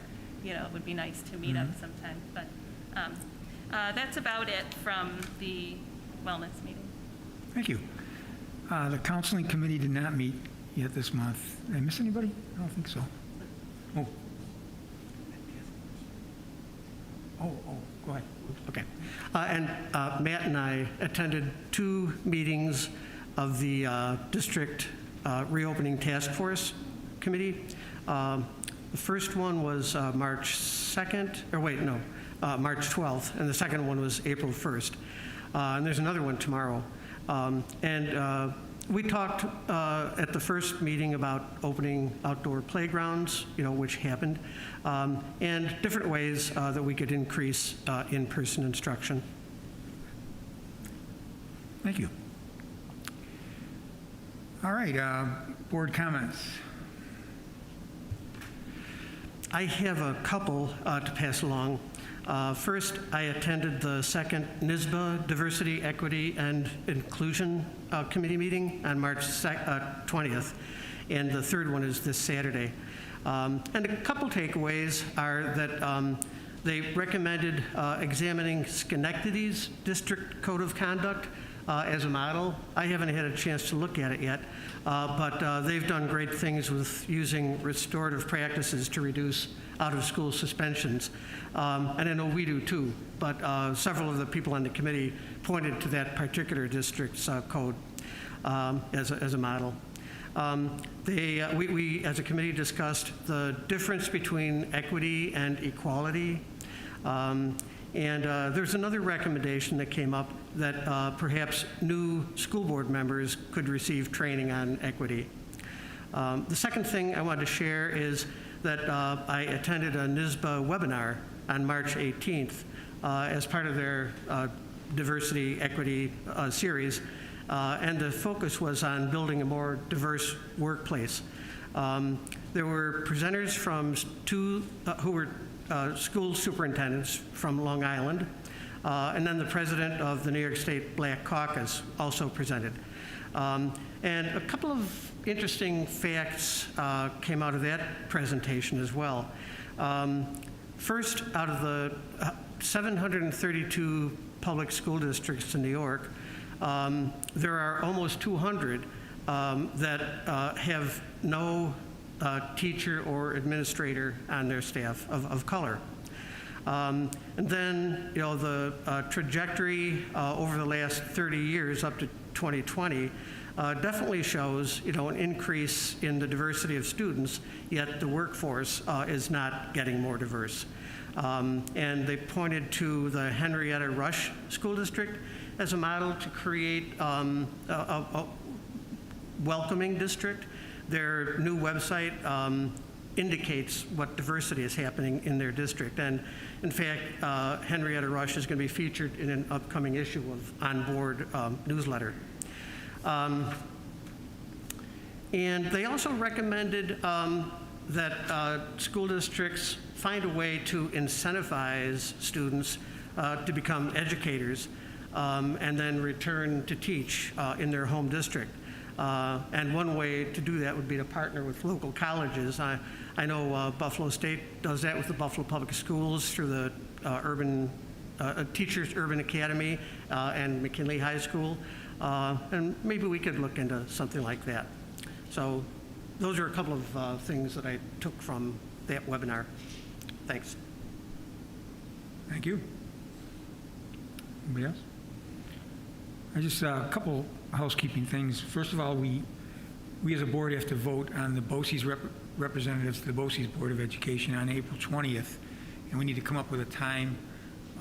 Mrs. Santa Maria, can you help us with that as far as it normally, we're doing that virtually, I would assume, right? That meeting or no? You can do it in person or Oh, okay. we usually do it in person, it's only a 5-minute meeting. Okay. Most of the time it's early in the morning, but we can do whatever the board chooses. What does everybody think?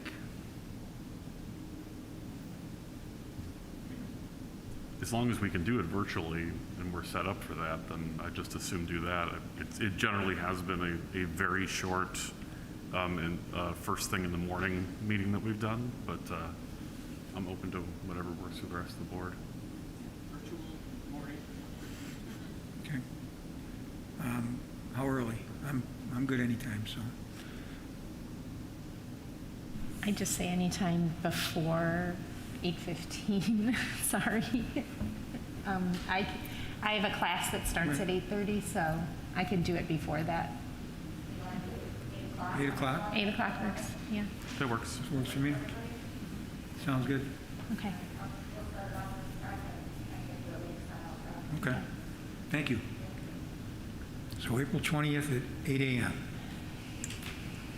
All right, I also sent an email yesterday just to remind everyone that our Board of Education self-evaluation needs to be completed by May 15th. I sent that through SuperVail, so you should be able to go on SuperVail now and do that. And I know the superintendent's self-eval is due May 1st, and then I think it's June 1st that we'll get together and discuss both of those. And the only other thing I have is just a shout out to congratulate Coach Rob Rozak and the Kenmore West boys hockey team. They finished 12-2-2 this year and won their last 4 games all in overtime to win the Section 6 small school championship. So that's quite an accomplishment. Congratulations to the boys. Any other comments? Okay, the next part I'm going to turn over to Dr. Riegstad. Trustee Riegstad took the initiative of writing proposing a resolution on diversity, inclusion, and equity a while back, and I'll let him talk about that. Thank you. I'm proud to present this resolution for our consideration tonight. And as we know, drafts of it have circulated for a couple of months, and recently it was sent out for legal review.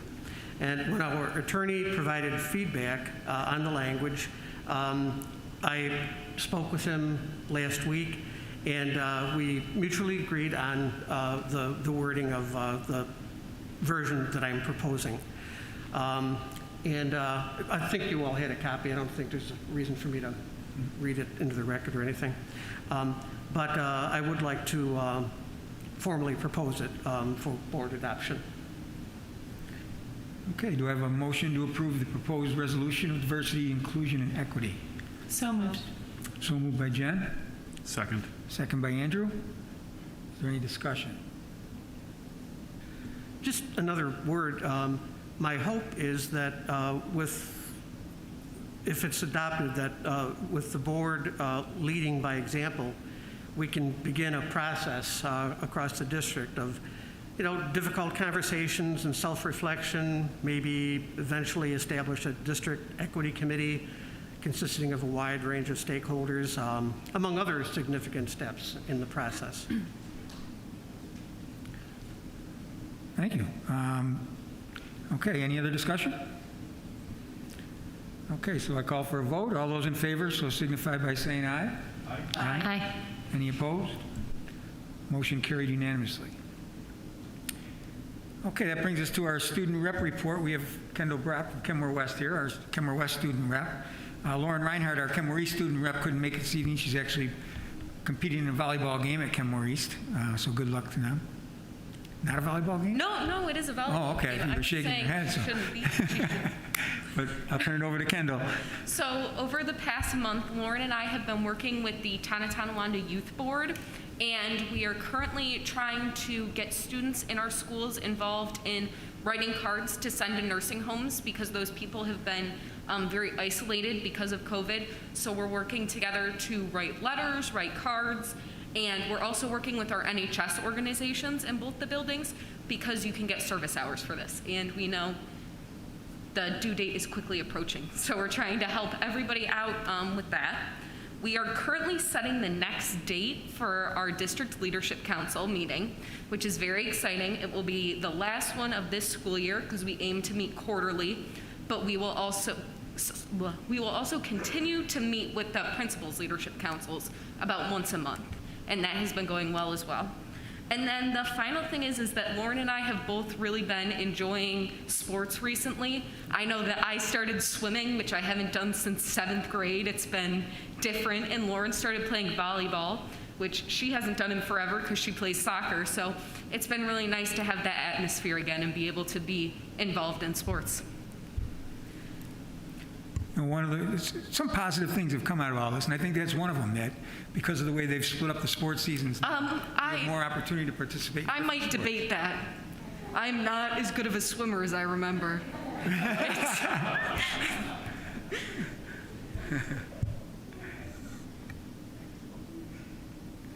Okay, it brings us up to our superintendent's report. Mr. Samato. Well, thank you, President Chimera, and many kudos to go around. First to our Board of Education, Dr. Riegstad, excellent work on presenting that resolution tonight. Very important work moving forward, and a lot of work went into that, and the research and everything that you've been doing on the committees that you've been involved in, and thank you for bringing that to our board and to our district, and continuing to keep that a focus moving forward.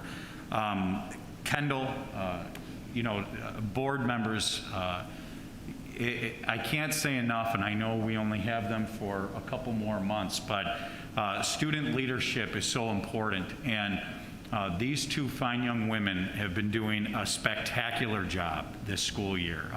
It's great, and I'll speak as an adult, not just as a superintendent. It's great when kids push you, right, as an educator. You like to feel pushed, always in a respectful way, but just pushed to be your best. And these two young women are just constantly looking to be their best. So really great job. You're doing great work. Tonight, under my update, we have several different things that I'm going to focus on. Fasten your seatbelts. I'm going to go as quickly as humanly possible. There is a lot to cover. And I will not only cover these updates, I'll tell you about our schedule as a district for the next week. That will include stakeholders. I will also inform you what to expect over the next several weeks from our entire community, and update you on the wonderful job that our schools, especially our administrators, our teachers, and our support staff are doing on a regular basis. So let's get going. We'll move from there from the district update. I will then propose the budget for adoption. There is a memorandum of agreement that I want to bring to you, and then the district calendar. So there's a lot under my section this evening. If we could, Patrick, if we could bring up that slideshow. So there's only 4 slides, but these 4 slides have a boatload of information that I want to make you aware of.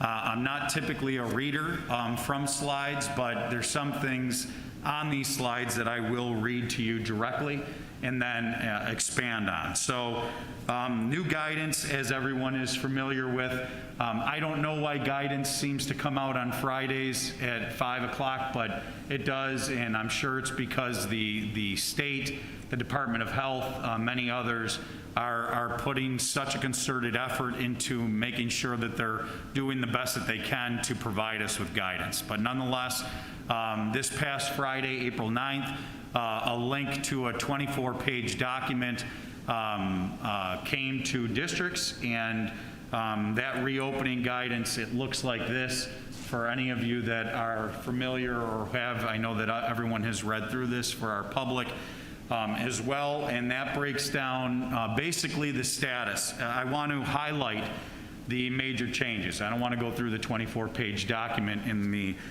presence of time this evening. So let's go through some of these highlights. At the elementary school level, a minimum of 3 feet of social distancing between students is permissible during instruction.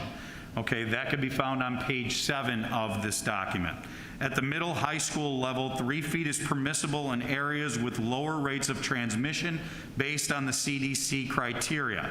In higher transmission areas, it is only permissible in schools that cohorting,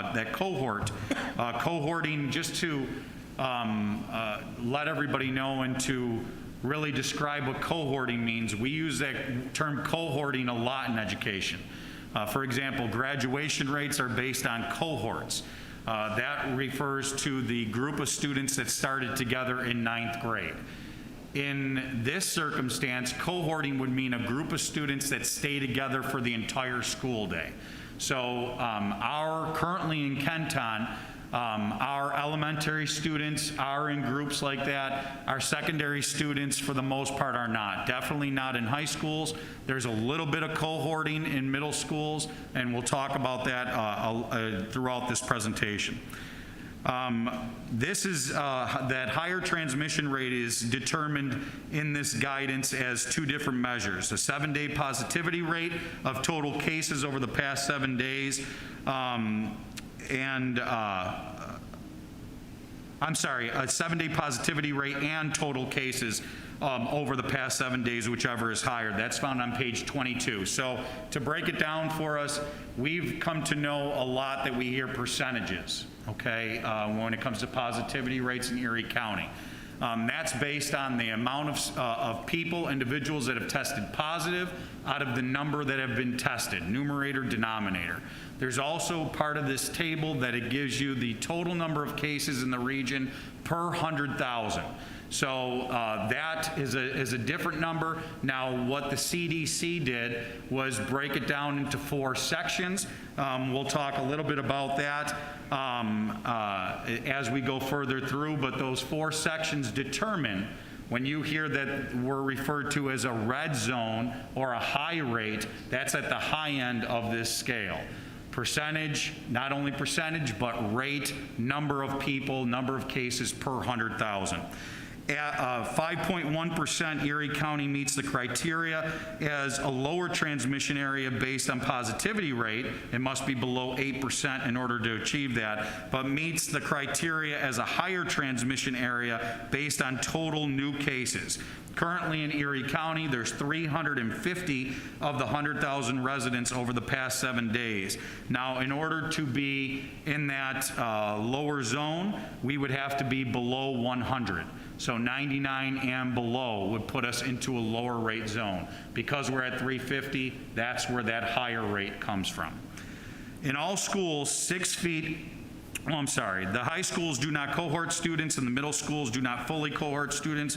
We just discussed that. In all schools, 6 feet is required in common areas where possible, during eating, while singing, playing wind instruments, during PE, between children and adults, and among adults. So that's on page 8 of the document. Once again, this is the high-level overview. Physical barriers are no longer recommended. That's on page 8 of this new document. And districts must submit, post the revised plans, and solicit community feedback. On page 7, guidance on athletics remains unchanged, and that's also on page 7. So this first page is just the overview to familiarize everyone with the changes that are in this. Okay, so tonight I am going to tell you about our proposed plan. Why it is our proposed plan is because it is very clear in this plan that we will not only work together as a community, but we will also get feedback so that if we determine any changes need to be made, and we'll talk about what that feedback is going to look like and the opportunity for that feedback this week.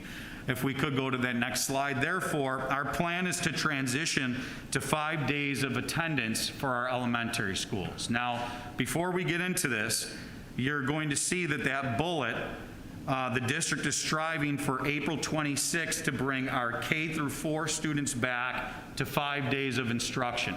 Now, before we went on break, we said that we were striving for the 19th, but because guidance wasn't put out yet, that we would have to move that to the 26th. What we did institute before break was that Wednesdays were going to, at the elementary level, be days of instruction, regardless if new guidance was out or not. Now, new guidance has come out, but we are still going to maintain that next week, even though it is not the 5 days of instruction, we will have Wednesdays as a day of instruction at the elementary level. That's next Wednesday.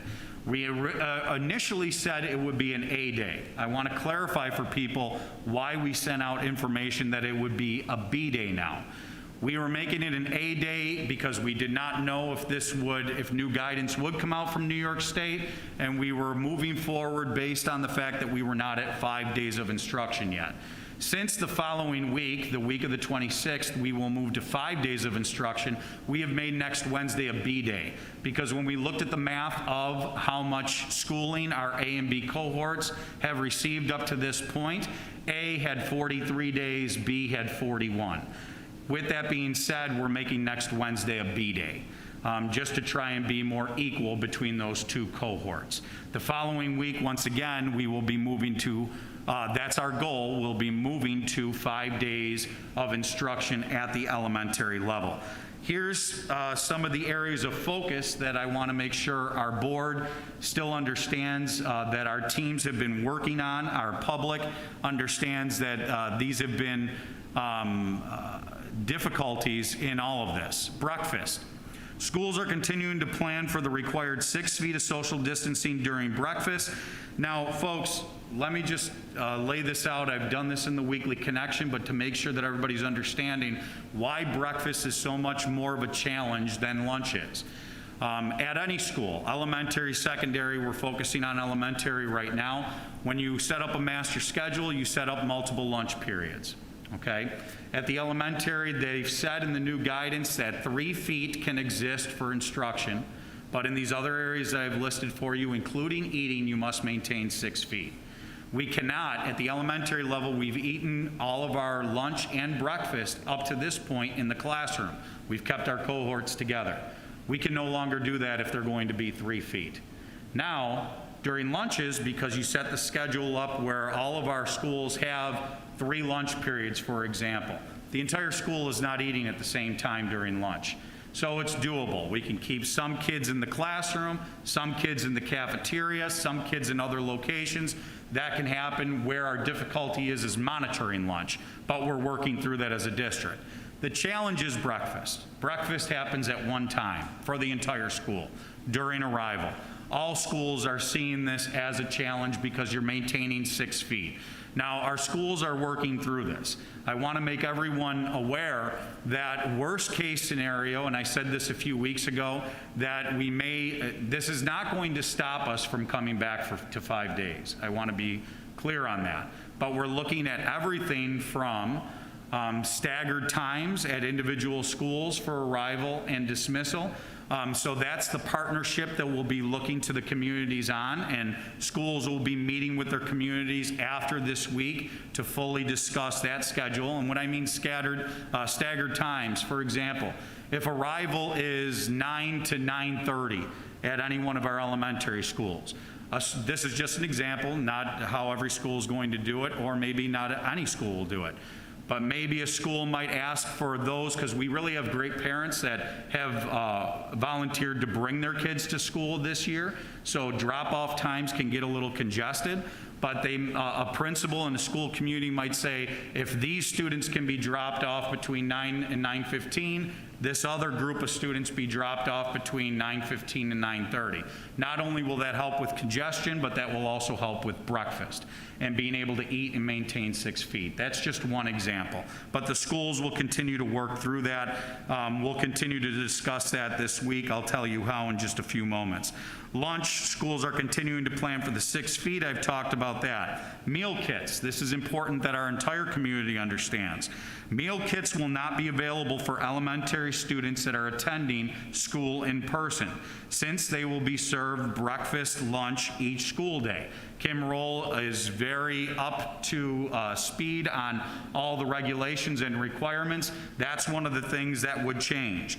They would still be available to those not attending in person, so a procedure is being developed with Kim Roll and Food Service to facilitate pickup for those families that are not going to be there the full 5 days.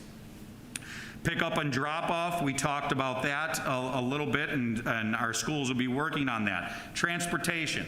Like I've said, our community has been really second to none in that partnership. We have families that have volunteered to walk children to school, to drive children to school, to reduce that transportation. Now, transportation we have pretty well figured out. For the most part, it is going to be one child per seat, except for family members. There may be a circumstance here or there where there is more than one child per seat. And the guidance says wherever possible, so that's what we're striving for. We're pretty good with it, but there may be some fluctuation, so I just want people to be prepared for that. Pretty much all in all, for the majority of the time, windows will be open and we will be following that recommendation in the guidance. Dividers, once again, dividers per CDC recommendation and New York State guidance, dividers will be removed from classrooms. Okay, now folks, I know that people have questions on that. I'm not sure why that guidance, once I said it once, I've said it a million times. We will follow the guidance that we are provided. That guidance is based on many factors, not only what might have been in August, but what the CDC has learned throughout the school year. I know ventilation and air circulation also come into play.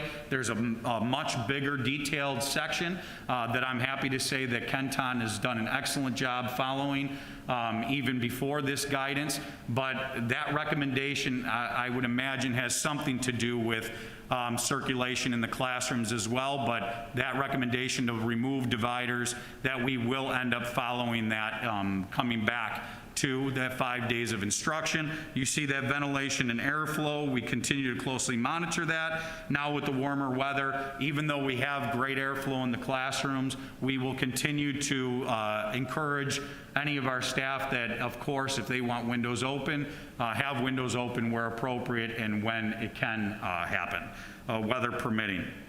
Now, this last piece, I want everyone to be aware of this. moving to 3 feet at the elementary schools, more students may be placed in a quarantine. What does that mean? Erie County has made it clear, and not judging what their distance is for quarantine, just stating the facts and being very transparent.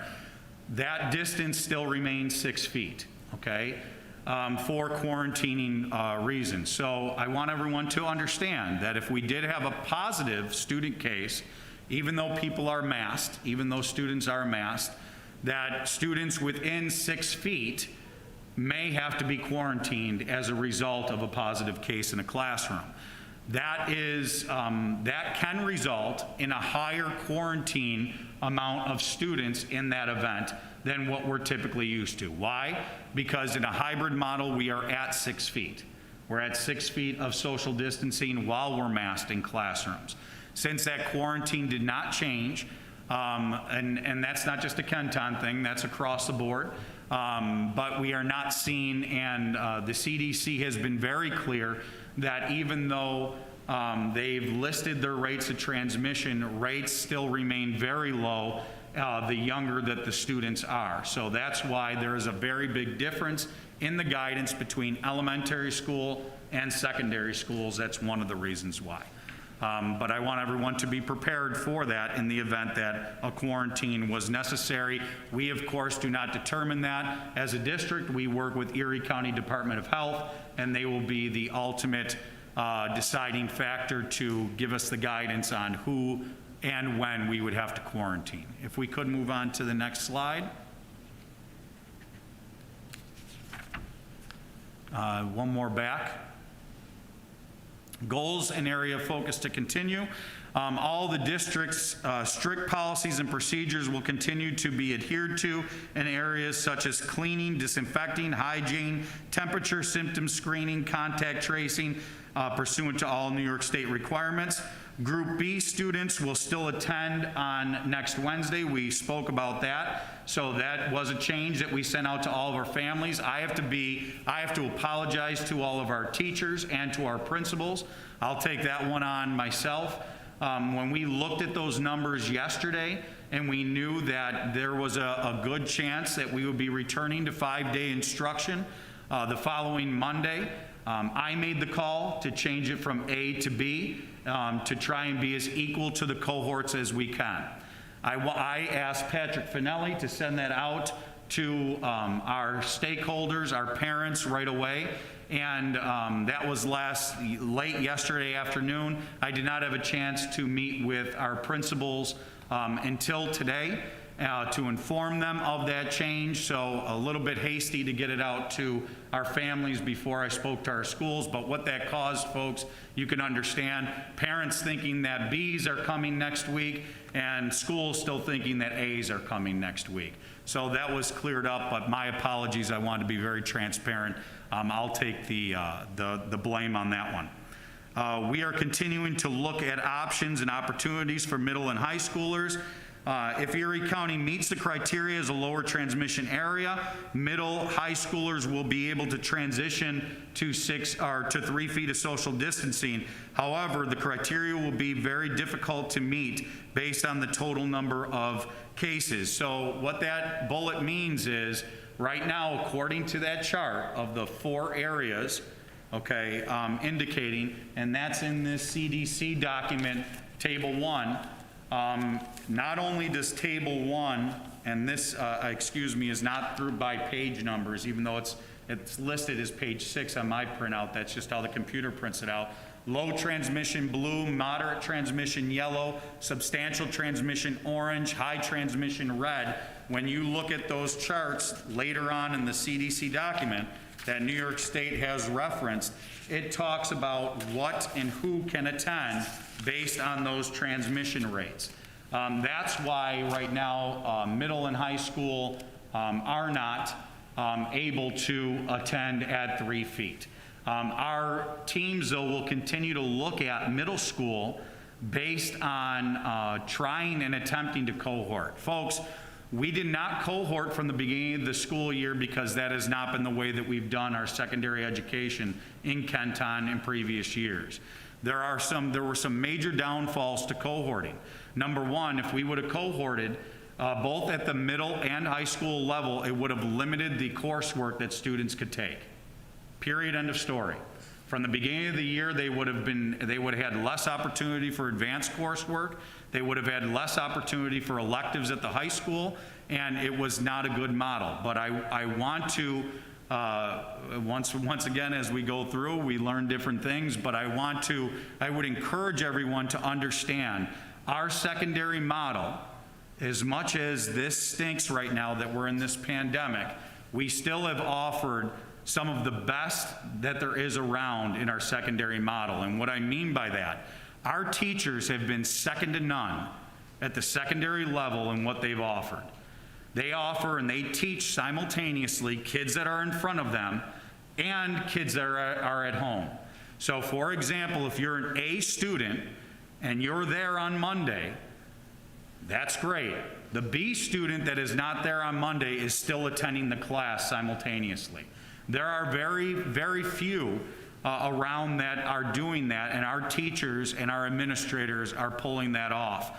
Not only with fidelity, but they've become quite experienced and expert at doing it.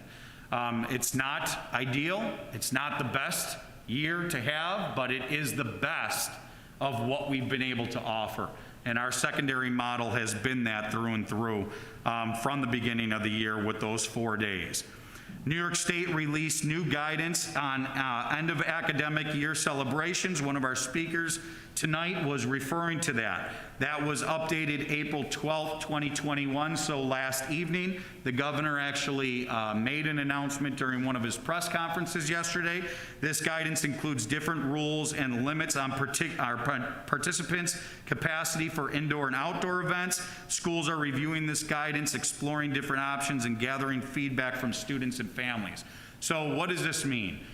There's magic numbers I want everyone to be familiar with, and that's 100 and 200. 100 is for indoor events, 200 is for outdoor events. But there are specifics in this guidance that includes, if you exceed those numbers, what has to be done. So there is a possibility to exceed, but there's a lot of caveats to it. So the school teams are diagnosing that. Caveats can include everything from percentage that you can have attend to also testing requirements, that testing and or vaccination requirements that would need to be in place for events that exceeded those numbers. Both high schools are looking at that intensely, and more information will be coming out to families as early as this week as they begin to continue to survey. I'm not sure if our young, as they continue to survey some things that would address hopefully what you're talking about where possible, okay? They know how important it is. It was important to our seniors last year. And it's just as important, even more important to these seniors this year that have spent the whole year in this model. So they will continue to look at that and explore ways to do that. Just a note, aside from that, assessments will continue next week, and that's our 3 through 8 assessments.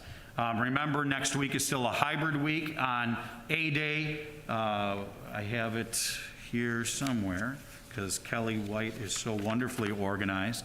On Aide, Monday, April 19th, our cohort A will be working with ELA, both the paper-based test and computer-based test.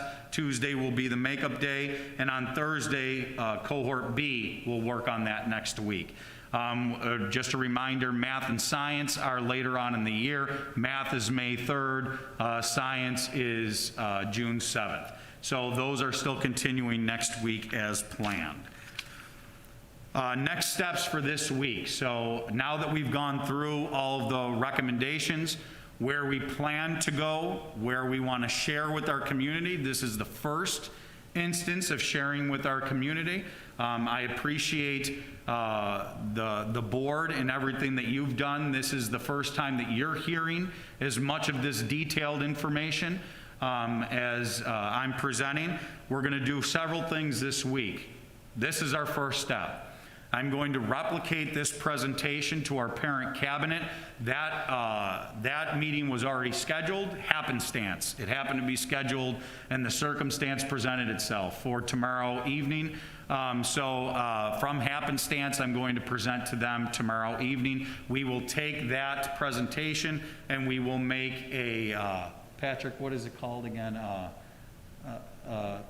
recording, but yeah, but what's the fancy word for it? This one will just be a recording. Yeah, but you know what I'm talking about. Not an Apple recording, not a podcast. It's almost like a podcast. Thank you very much, Mike. So we will make an audio recording of that so that people can listen to it and hear questions and answers from that. Also, Thursday evening, we will replicate what we've done before. That is for all of our stakeholders, our teachers, our families, our parents, our support staff, our administrators. We will have a YouTube live event that I will replicate this very presentation, and then we will open it up to questions and answers. That will run for an hour from 5 to 6 o'clock. We will have the team here in Kenmore Middle that will be typing answers to the questions. We will then leave it open.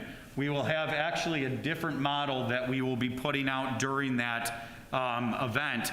For the next 24 hours, we will open it up for anyone that has any further questions. They can pose those further questions. Our teams will take the weekend and the beginning of the next week to answer those questions. We will also post that up on the website. So there will be several different avenues for people to have either an FAQ or a recording of how we're moving forward. The District Reopening Task Force, as Dr. Riegstad had referenced earlier, will meet tomorrow morning. We will also replicate this there to discuss these developments. I talked about the parent cabinet, the virtual question and answer for our stakeholders. Once again, that's this Thursday from 5 to 6. Stakeholders will be able to submit the questions. An update will be in our Friday KENMORE-TOWN Weekly Connection. And then the revised opening plan will be posted to the district's website, also submitted to NYSED and the Erie County DOH once completed. It's not completed yet. We will hear the feedback from stakeholders. We will see what other adjustments need to be made. So we have a framework right now that we're working from. Elementary schools will also conduct virtual meetings with families to discuss details regarding breakfast, lunch, pickup, and drop-off. Those will most likely occur more next week after the district meetings occur this week. Once again, that will be in anticipation. I want everyone to be ready with the elementary level for the week of the 26th for 5 days. When we're talking about high school and middle school, we're continuing to look at Wednesdays for ways to target intervention and bring other students back on Wednesdays. Though that Wednesday at our secondary level, once again, I want to reiterate, we have 4 days of instruction right now at our at our secondary level. It's not the most ideal, but it is still 4 days, and they're doing an excellent job with that. And teachers will work to provide additional synchronous support for students on Wednesdays. We're looking at targeted, students for intervention, big picture students in person on Wednesdays beginning on the 21st of April, and Mr. Krieger is sharing those details with the families specifically for big picture. So, ladies and gentlemen, that is the framework.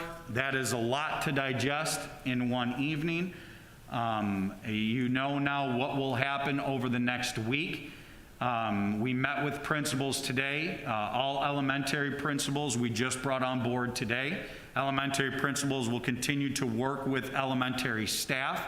I did speak with all of our union heads this afternoon to make them aware of what this week would bring, and it is full steam ahead. We don't have time to wait. That's why our teams have been working for the past 4 weeks to work on putting plans in place for when this would be released. There are many requirements in this guidance. There are ins and outs that we're still waiting for some future or further guidance on that is a little bit ambiguous in this guidance, that we'll see what else comes out during the rest of this week. So with that, before I go on to anything else, are there any questions from the board at this time based on anything that I've said or shared? I have two questions. Sure. So regarding, you talked about breakfast and you said that you're considering staggered times. Would that mean lost instruction time? So we're hoping to avoid that. Trustee Battaglia, it's an excellent point and an excellent question. That's why in our back pocket, we also have, which I mentioned weeks ago, that if we have to send breakfast home with the kids at night for them to consume in the morning the next day. Now, of course, we'll have emergency backups for breakfast. If somebody didn't eat in the morning, it's very important that all children eat in the morning. We're just trying to get the most that we can out of this short period of time. Every additional day of instruction, in-person instruction, is extremely important. So that we're trying to avoid, and each team in each building is so different because of the numbers and because of their spaces, from cafeteria space to classroom space. There are some classrooms that say, well, we can maintain 6 feet within our classroom. They'll be all set. Okay, so it's going to be a lot of both ands doing this. And the second question is, there still are elementary students who are in the 100% the VLA, correct?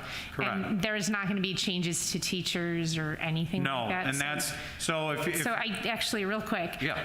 I just want to compliment you, because by doing what you did, what you did back when you switched, and I know it was really hard on those elementary kids who did at the time have to switch teachers, but by doing that, like now, there isn't going to be a switch in teachers, and I think that was actually kind of a good thing. So. Thank you for recognizing that, Trustee Battaglia. That was probably one of the most difficult changes that we made this year on families, on children, but we knew we could see the writing on the wall that if we got to this point, changes would have to be made.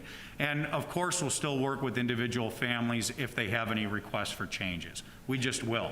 And we'll continue to find ways. It's important that that's how we continue to operate in Kenton. But to your point, that's why we proactively, the team saw that this could be where we were at, and we wanted to make the change at the time, so it was the easiest that it could be. Thank you very much. Questions? Any other questions, clarifications? I guess I have a comment and a question. First of all, thank you for stressing that our middle school and high school kids do get 4 days of instruction, because I think that's important, and it's not happening everywhere, I can tell you that. But I guess my question is, you mentioned the possibility of more quarantining at the elementary level. What is our plan for that? If 3 students, for example, are out for, is it 10 days? How do they get instructed? Yeah, that's an excellent question also, Mr. Chimera, and I think that will vary from class to class and based on the situation. So I'm not going to lie, there may be a situation where, for example, let's say we get to 15 kids or something need to quarantine, that we put a class into virtual, okay? And we say the best model for this class is to be in full virtual right now because so many kids are quarantined. And that will deliver the best instruction consistently. That's something different than we haven't had to do this year, okay? Not at least on a wide scale. And that will be, those decisions will be made in conjunction with Erie County Department of Health. There may be, if it's only a couple students, there may be some check-ins with the teachers. There may be asynchronous work that they're completing at that time, and the teams will continue to look at that this week and make some more determinations. It will be very specific based on situation, though. I guess my last comment is, Tom and I we participate in that task force, and I just have to say, people can question the way things have been done. People can compliment you on the way things have been done. but I can guarantee you that people are working hard. I mean, we see that, and it's just amazing the coordination that's gone on, the communication that's gone on, and the hard work that's gone on with all this, going back to last March. And thank you for that comment. You know, our staff, from our administrators to our teachers, and maybe I'm a little biased. No offense to any other educators anywhere else, but none of this has been easy. None of it. When I hear it makes me cringe when people make the comment of that teachers are not working their tails off right now. Teachers are doing whatever it takes to get it done for kids. Teachers want kids in the classroom. Unfortunately, we're still in a pandemic.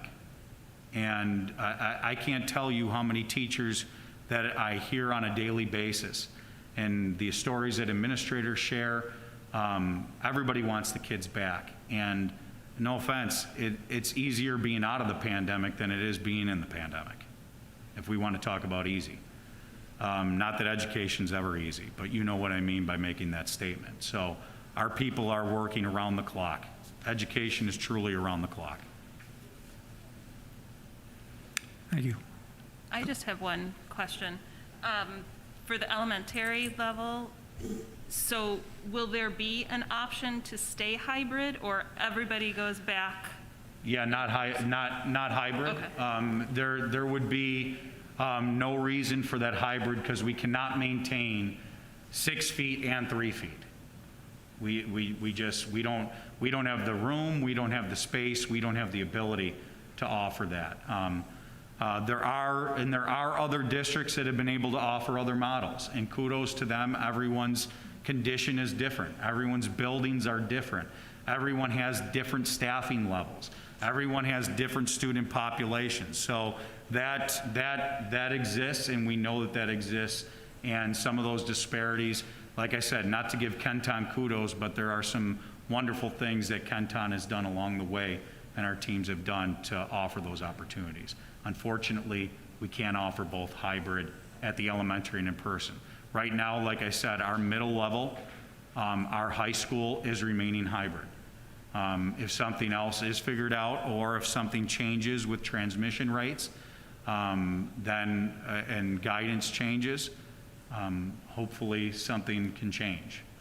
I will tell you, it will be as hard as it is at elementary. I just want to prepare everybody. This isn't being a naysayer.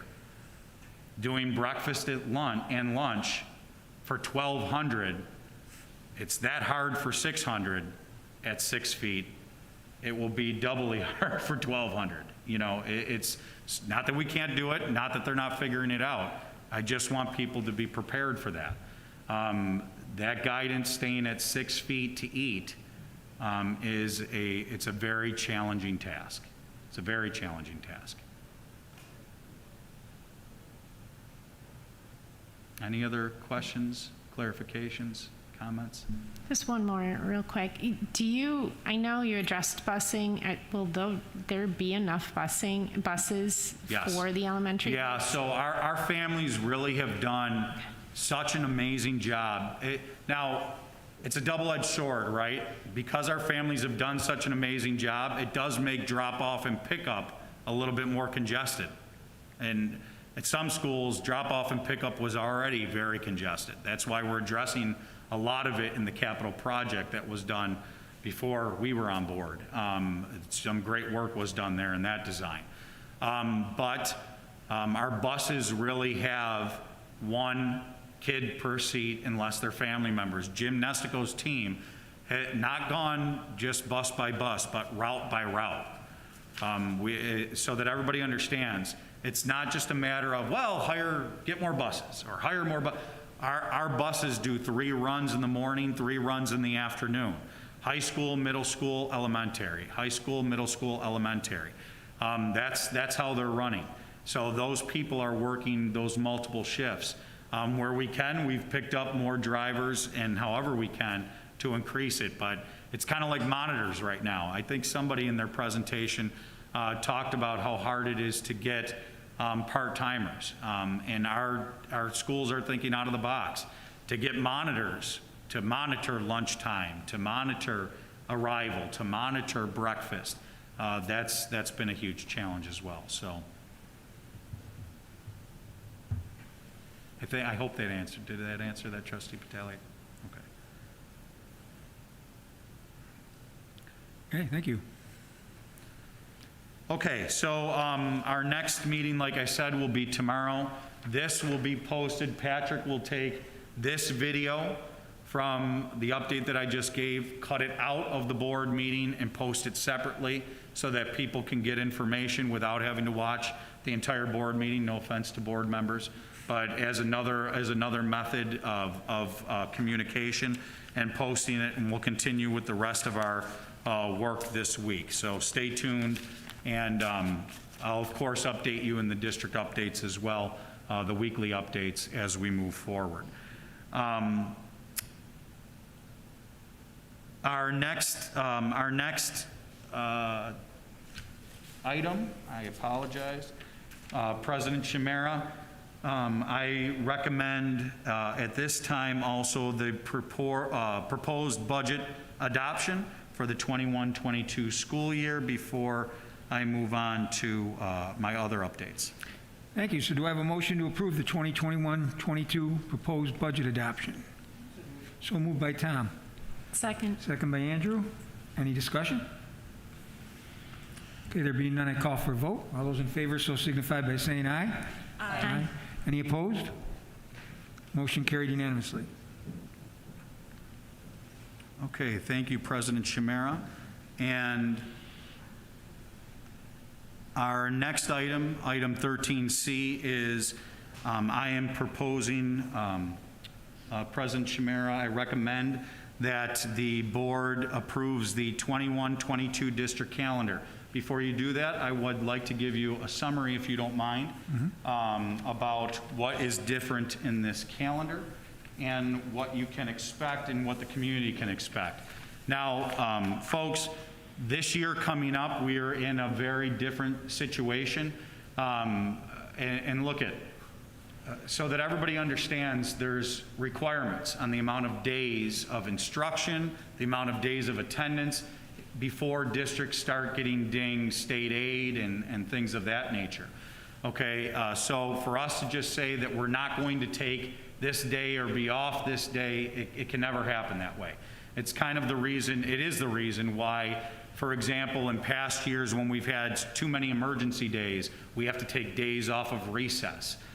Spring recess, for example, in order to make up those days of instruction. So we heard the reality that the first day of school, it wasn't just that people were asking for that day to be a non-instructional day, but the difficulty was that it was the first day. That as a student to not be able to attend the first day, as a teacher to not be able to be with your class for the first day. So we work collaboratively with stakeholders in the district to come up with an out-of-the-box thinking solution that really addresses that being the first day. So let me just read some of these facts. Like most districts in Western New York, we begin with the most recent draft that the Western New York regional calendar gives to us. So working with BOCES, that's how the districts function in Western New York. They get a base calendar, you work from that base calendar. Feedback is gathered from staff representatives. So this year, next year I should say, the 2021-22 school year, we have moved the first day of students, first day of attendance for students to Wednesday, September 1st. Okay, so students will attend Wednesday, September 1st, Thursday, September 2nd. Monday and Tuesday of that week will be staff development days. Friday will be non-attendance for everyone. Monday will be non-attendance for everyone. So Labor Day will be a 4-day weekend. We will still have instruction on Tuesday, September 7th. Will still be a day of instruction, but it won't be the first day of instruction any longer. So some routines, some things can be established. Now the benefits of doing this is that we were also able to then remove some days from the calendar later in the calendar. So we accomplished many things. So students will attend the 2 days during the week of Labor Day weekend, Wednesday and Thursday, September 1st and 2nd, but will not attend Monday, April 18th, which was that original first day back from spring recess. It's an additional day that students will not attend. And they also will not attend Friday, May 27th, the Friday before Memorial Day. Now, why that's significant is, heaven forbid, if we have a terrible winter next year. We only had 4 emergency days in the calendar. Those are 2 additional days that we could look to gain back for instruction instead of pulling from recess if we had to. So that's a benefit. Staff will attend Monday, August 30th for Superintendent's Conference Day, but will not attend Friday, May 27th, the Friday before Memorial Day. Labor Day weekend will be preserved as a 4-day weekend, and Wednesday, November 24th, the Wednesday before Thanksgiving, will also be preserved as a holiday in that calendar next year. The Superintendent's Conference Day will take place on Thursday. That would have taken place on Thursday, September 1st, will be moved to Monday, April 18th. So that day after the spring recess, that will be a day for teacher professional development, a Superintendent's Conference Day, instead of a day of instruction with students. And that will preserve our 4 emergency days. As I said, it accomplished. This only happens once every 38 years that we're faced with this. And we heard the concern from some of our staff. We heard the concerns from some of our families. Even though we can't observe and take days and just drop days off of the calendar because of the requirements, this was a very out-of-the-box way of addressing a lot of the concerns that existed and still making a calendar that many people and that collaboratively everybody was satisfied with. And we worked with our unions with coming up with this proposed solution. So that's what you'll see, the changes of the calendar. It's also why we delayed it a month to bring to the board to really come up with the best solution that we could. Any questions on that before you vote on that? Okay, so President Chimera, I recommend the district calendar for the 21-22 school year. Okay, do I have a motion to approve the 2021-22 school year district calendar? So moved. So moved by Jen. Second? Second by Leslie. Any discussion? Okay, there being none, I call for a vote. All those in favor so signify by saying aye. Aye. Any opposed? Motion carried unanimously. And President Chimera, I will turn over this last piece to Assistant Superintendent Richards for a memorandum of agreement between the district and the KTA. Good evening, everybody. It always seems to clear out right before I speak. Tonight I have in front of you for your approval an MOA that's an extension from last year's MOA. It's identical. All the terms and conditions, it's for liaisons for the related service providers that we identified a need for better coordination and professional development, communication, and collaboration. And throughout the course of this year, after discussing with Assistant Superintendent White, we felt it'd be a good idea to approach the KTA and extending it for another 1 year in hopes that we can actually observe it a little bit better under normal circumstances. So with that, Superintendent Samato, I ask that you recommend this MOA to the Board of Education for their approval.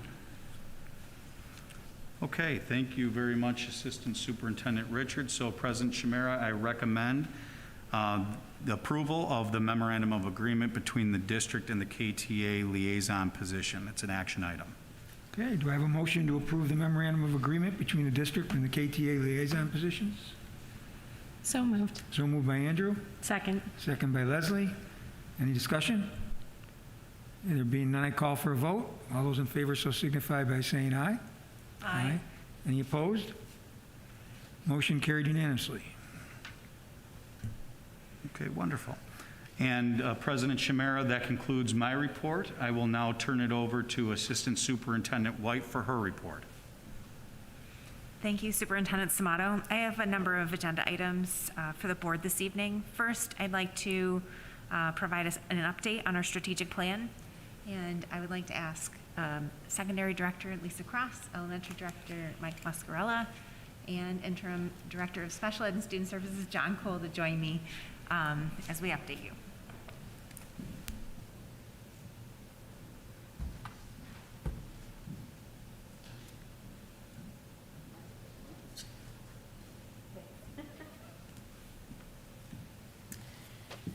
So I'll start us off.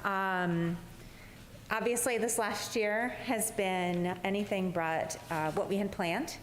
And the KenTown Forward Strategic Plan was a 5-year plan that was designed to help us focus our resources, focus our efforts, so that we had, something to show that we were moving forward. That said, our 5-year plan kind of took a little bit of a different course, in some ways favorably so, in some ways took us off course, and we need to take a look at some things differently. So we'll just kind of recap where we are as it relates to the original design and the original goals, and talk a little bit about what we need to do moving forward. Is it here? Anyone? Next slide. I don't know. Brandon? Thank you. So this pretty much actually captures what I just said, that the last year really took us off course. We recognize that really, and we'll wrap this up at the end as well, we right now are in a position where we need to review, revisit, and probably really reevaluate, do some real good work with realigning our strategic plan with our district priorities, which have changed a little bit. Brandon, thanks.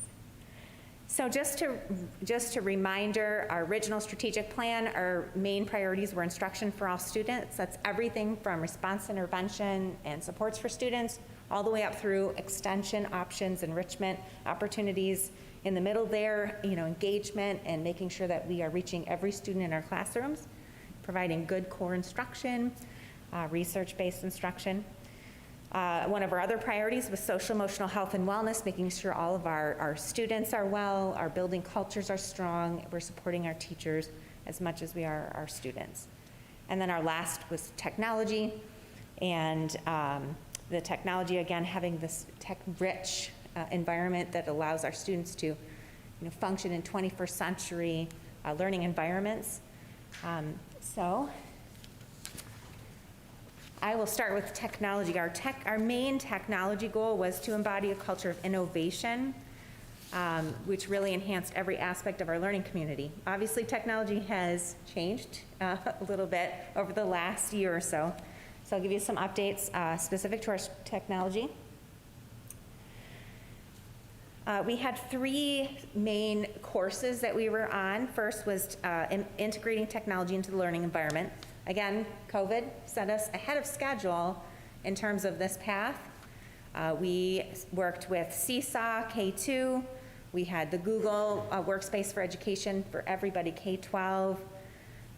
We did continue our pilot with Canvas, which is a learning management system, and we're continuing to explore that pilot because we did have to kind of turn on a dime and get everybody on the same page to help our families and help our students with predictable pathways to learning. But that may or may not have been what we had chosen if we had successfully completed the pilot program. So we want to continue to do that work and make those educated decisions. We certainly explored a wide range of engagement and assessment tools over the last year. We have ongoing job embedded support from our 4 tech ISSs who are, I cannot say enough about the amount of support that our tech instructional support specialists have done in the classrooms, our technology team for services, getting our infrastructure and our devices out to our students has been amazing. We also applied for the Smart Start grant to support professional development moving forward. We were awarded that very recently, so we're working on what that looks like for us moving forward. Our second goal was devices and infrastructure. COVID put us ahead of schedule. We had pretty quickly needed to get one-to-one devices in every kid's hands. So we are very, very close to that. As you know, we placed an order for Chromebooks back in July, and we gave up, canceled the order, made a new order. We got the first batch in this week, and I believe the rest of them will be coming in next week. So our tech services team will be working hard to get those ready, to get those deployed.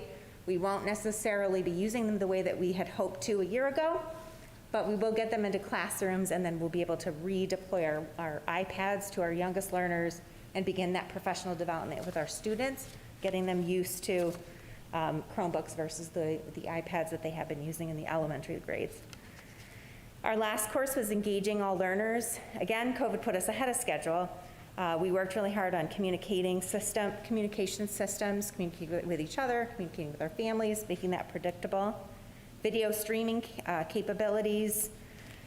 What it did do was slow us down a little bit on some of the other priorities where we had some work to do with the athletic fields. We were doing a lot of work with maker spaces, a lot of hands-on things in the classrooms and in the schools, which when we had no children, our focus shifted away from that because we needed to focus on where we had access to children. So that is a recap of technology. I'm going to turn it over to John Cole to give us an update on social emotional health and wellness. Good evening. It's the second time I've been before you guys. Nice to see you again. I'm going to talk to you a few minutes about the social emotional learning and development part of our KENTOWN Forward. As everybody has said tonight and referred to several times, there really isn't probably a more important time that we address the social emotional well-being of our students, community, and staff than this past year. There's been a lot of insecurity, really a lot of unpredictedness that has led to some increased anxiety on the part of both our staff, students, and community. So while our goal remains appropriate, that was established a couple of years ago, that will provide the necessary staff support and structures to 85% of KENTOWN students, obviously this year we've had some interruption to some of our progress as far as social emotional stuff goes. We haven't paused anything, but we certainly have some interruptions. So timelines have changed somewhat. If we can go to the next slide.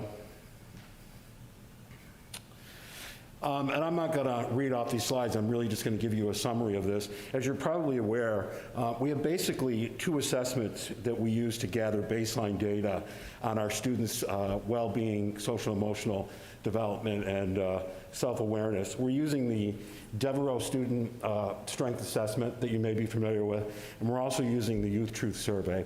The Devereaux Student Strength Assessment looks at students in grades K through 4 and asks teachers and parents to fill out a survey that helps us identify those social emotional skills that we see as important. Things like self-awareness, social emotional wellness, leadership skills, safety, how kids see themselves, how they interact with others. So we've administered that twice. We administered the Devereaux survey last year, and we administered this year. The data has been shared with each of the buildings, and you did hear tonight some of the things that are being enacted, particularly at Hoover Elementary School, as a result of that data. You heard the Wellness Committee present some of the activities that their students are participating in. The second survey is the Youth Truth Survey that actually we're going to go over the current data tomorrow. That's a survey or assessment that we give to students in grades 5 through 12. So we look at similar types of social emotional development awareness, and it helps us to determine needs of our students. So tomorrow we're actually meeting with the folks from Youth Truth to review that information. All of this data has been collected and shared with each of the buildings, and each of the buildings' wellness committees are developing plans for intervention, plans for addressing the needs of students in these particular areas. If you can go to the next slide for me. as I said, I reviewed the DESA and youth truth data, and a couple of things that we need to continue to work on is really developing a plan of action. You heard tonight, particularly the Hoover Elementary School, some of the activities they're doing with those kids. Those are activities that are planned. Our committee needs to develop whether or not we're going to have an embedded curriculum or really continue to do standalone activities for kids when it comes to social emotional wellness and development. You can go to the next slide for me. Oh, let's go back. I thought there was one more slide on here for me. Actually, one more slide that addressed the trauma-informed care. As you know, we had a partnership with the University of Buffalo. That's probably the area where we've had some significant pause in actually providing PD for our staff members. Prior to COVID, a lot of our staff went through PD development that addressed trauma-informed care. Each of our buildings is still embracing the 5 components of trauma-informed care, which is really concentrating on safety, choice, empowerment, cooperation, and student awareness. So even though we're still moving forward with trauma-informed care, that's probably the one area that we have some delayed action. I don't think the next slide is mine. Let's see. Yeah. Any questions? Yeah, just a quick one. Will the connection to UB's social work department continue after the grant expires? Can you repeat that?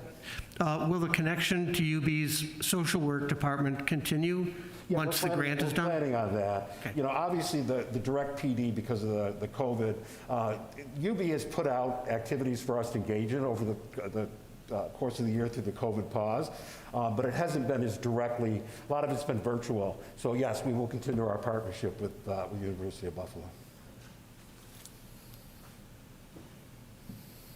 Thank you.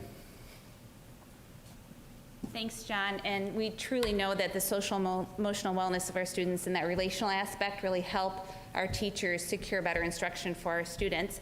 So I'm going to shift us to talking about our Instructional for All component of our Canton Forward plan. Our goal is listed here, and as far as Instruction for All, the main focus is to provide comprehensive academic opportunities that support really 3 key areas, looking at core instruction, academic intervention, and accelerated programming for our students. I just want to highlight the shift, right? There's some images on this screen that show our teacher at work there teaching, that's a secondary teacher, teaching her virtual students and her in-person students at the same time. And we also have a picture of some of our elementary students, a class picture that was taken in our COVID year of teaching. So the bottom line is our Instruction for All goal really shifted tremendously this year. And kudos to our principals, our teachers, as well as all of our teacher leaders who helped ease the stress that our teachers and students were feeling moving into this school year. They've done a stellar job. So if we go to our next slide here, I'm going to talk about core instruction and RTI in our COVID pandemic teaching year. So as I mentioned, we shifted. Prior to March, our main focus for core instruction was providing teachers with strategies to engage their students. So we had presentations from Caden, which is an organization that provides protocols, hands-on learning strategies for our students. Those were all happening prior to COVID, and we had some teacher leaders embrace them and provide presentations to their colleagues in their buildings. And then the pandemic hit, and we realized many of those protocols still could be used, but our energy as far as what we're doing with core instruction went into planning for hybrid teaching and learning. As Mrs. White mentioned, reviewing learning management systems that would foster engagement of our students. How could we best provide an environment where our kids were able to access their core instruction on a daily basis if they were remote or in person? Another component was working with teachers to focus on priority standards. When you're a teacher and you're planning for the year, you go in knowing what units you're going to teach in a normal year. And so our teacher leaders help support their colleagues in prioritizing standards that we knew students needed to know and be able to do to be able to successfully complete their courses.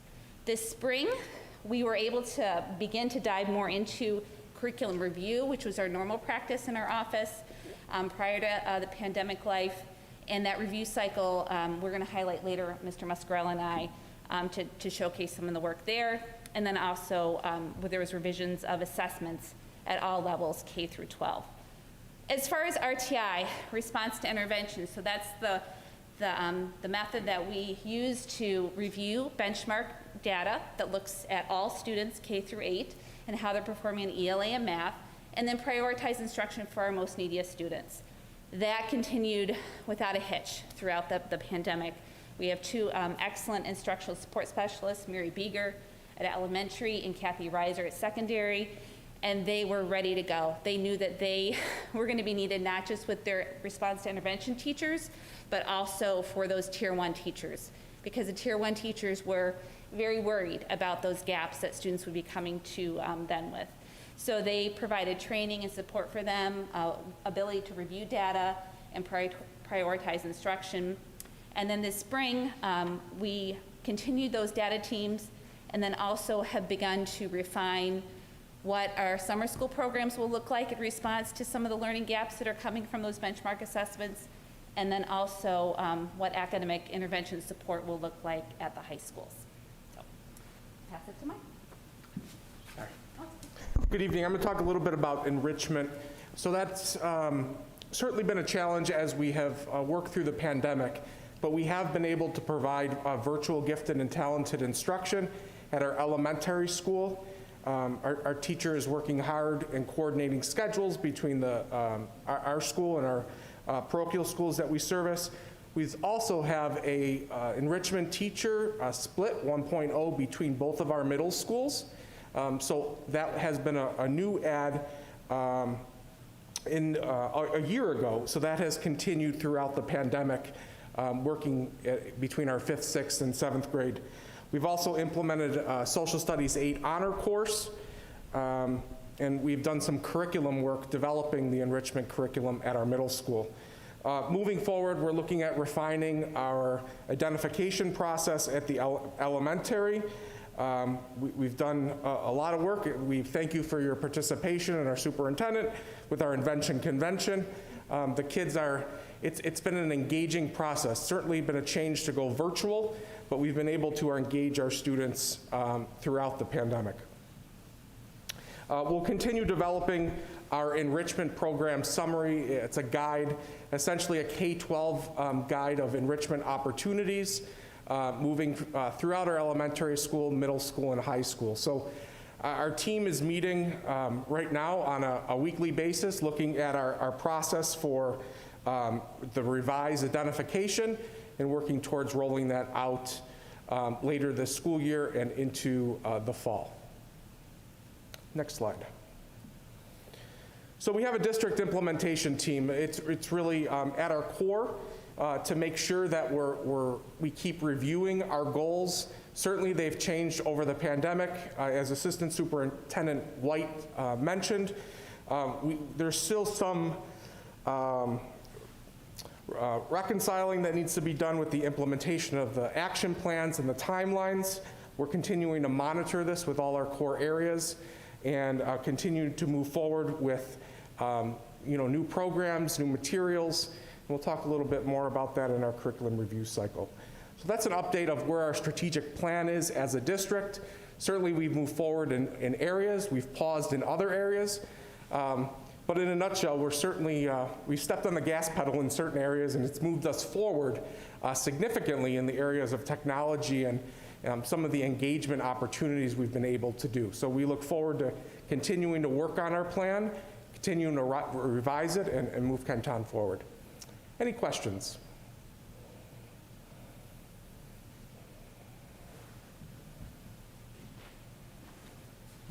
Okay, thank you. Just while I'm up here, just want to thank you for sharing the strategic plan updates. I'm going to actually turn it over to Lisa and Mike to give us some updates on the curriculum review cycle.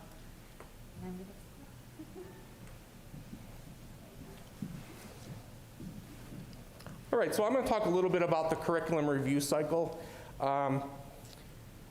Really over the last 3 years, I want to point out that essentially what the curriculum review cycle is a way to keep our eye on our curriculum and curriculum development in our district.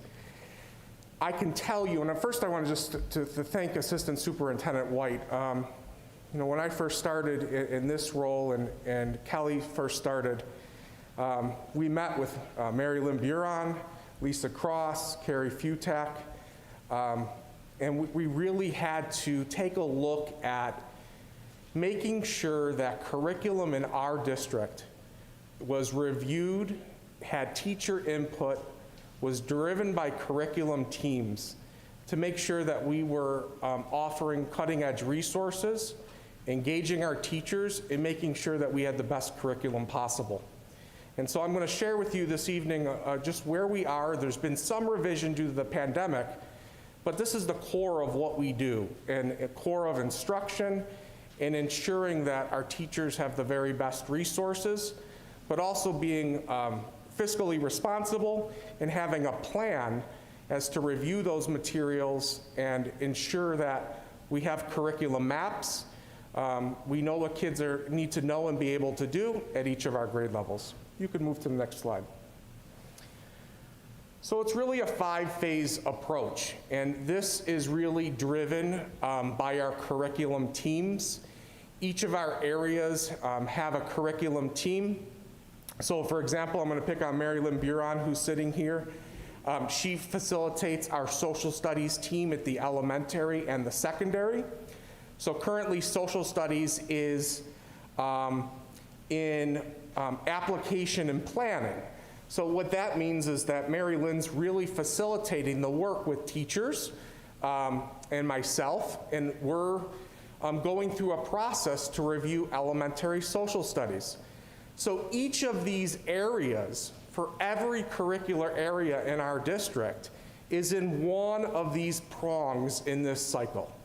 And that assures that at the end of 5 years, that each of our programs have been reviewed. Teachers are at the table, administrators are at the table. We're looking at standards, we're looking at resources, we're looking at cultural diversity when we're looking at this. To ensure that our maps, our curriculum is up to speed, and that teachers have what they need to do to teach students. You can move to the next slide. So this is just really a snapshot of where we are. So you're going to notice in a lime green, that's 2021. Those areas, what we call application and planning. That's really what we're focusing on this year. We're focusing on secondary in ELA. You remember last year we were focusing on elementary ELA. So that's now focused on secondary. We're focused on elementary social studies, and we're focused on secondary technology. That's where our focus is. That's where our financial resources are. These are the recommendations that we're looking for this school year, and that committees are working on with recommendations. If you look at the lime green for next year, you're going to notice science, phys ed, health, world languages. Those teams are at our table. We meet 3 times a year for updates. But those teams are really in the development process. They're preparing, really getting into application and planning. They're taking a look at the standards. They're developing rubrics. They're really looking at that work. The other areas were implementation, 1, 2, those are all parts of the process, and we have really deliverables for each of those areas. So we can expect at the end of this 5-year cycle that we have curriculum maps written, that we have assessments written, that we've gotten feedback from students and teachers, and that we really have a process to ensure that we're using the very best materials and resources, what curriculum we need to write. There's no perfect program, so this is all part of the process. You can go to the next slide. So I think I've said a lot of this, but in elementary, here's where we are with ELA. We've moved forward with the implementation of scholastic literacy. We're taking a little longer for the implementation. We've been through remote instruction, we've had asynchronous instruction, we've had synchronous instruction. Now we're moving to 5-day instruction. We've done a lot of virtual PD with our coaches. We've worked with Scholastic. We've provided COVID support. We've developed playbooks. We've developed resources. We're really working one-on-one with teachers in grade levels and as a district. I really want to focus on, or at least thank, our instructional support specialists who are listed on this slide. And really, they're at the core of what we're doing in the curriculum world. They're leading these curriculum committees. They're providing that on-the-ground support. They're providing that virtual support. Moving to social studies, I mentioned Mary Lynn. We're reviewing programs. We did a needs analysis. We're going through 2 pilots right now of 2 different programs. We're meeting again next week to see if we can make a recommendation. And if we can't, we'll push it off a little bit until next year. We have to make sure that we're comfortable and we're making the right decision. With COVID, we've been able to do, it's delayed our timeline a little bit because we want to make sure that we could use the materials with students. In science, we're doing really a needs analysis right now. Next year, we'll move into the year of science and working with our teachers, working with some help from BOCES, and continuing to evaluate our current science program at the elementary school and what we need to do to move forward. So now I'm going to turn it over to Lisa Cross. Thank you, Mr. Muscarella. So I'm going to focus on 4 departments that are either in the application and planning phase or the development phase. And I want to just recognize our ELA team. They have done a heavy lift. They've been the only curriculum committee that's lived the process through the pandemic. So I would say they've met over 100 hours. They developed rubrics. They had vendor meetings where they met with companies to review potential pilot programs and resources. They did their data analysis all in the pandemic, led by Tiffany Vanderwater. So I just want to shout out to her as well as all the department chairs who helped lead that work at our secondary buildings. Some highlights for their work at the ELA level. When they did review their data, and this would be both local and state assessment data, there were 3 key areas that stood out as areas of need or potential development. And they were reviewing our writing workshop process and curriculum, reviewing how we teach grammar, and then also how we're supporting our most neediest students who are at risk for reading at the secondary level. That then resulted in determining what programs or resources they were going to pilot. They decided on 6 resources to pilot.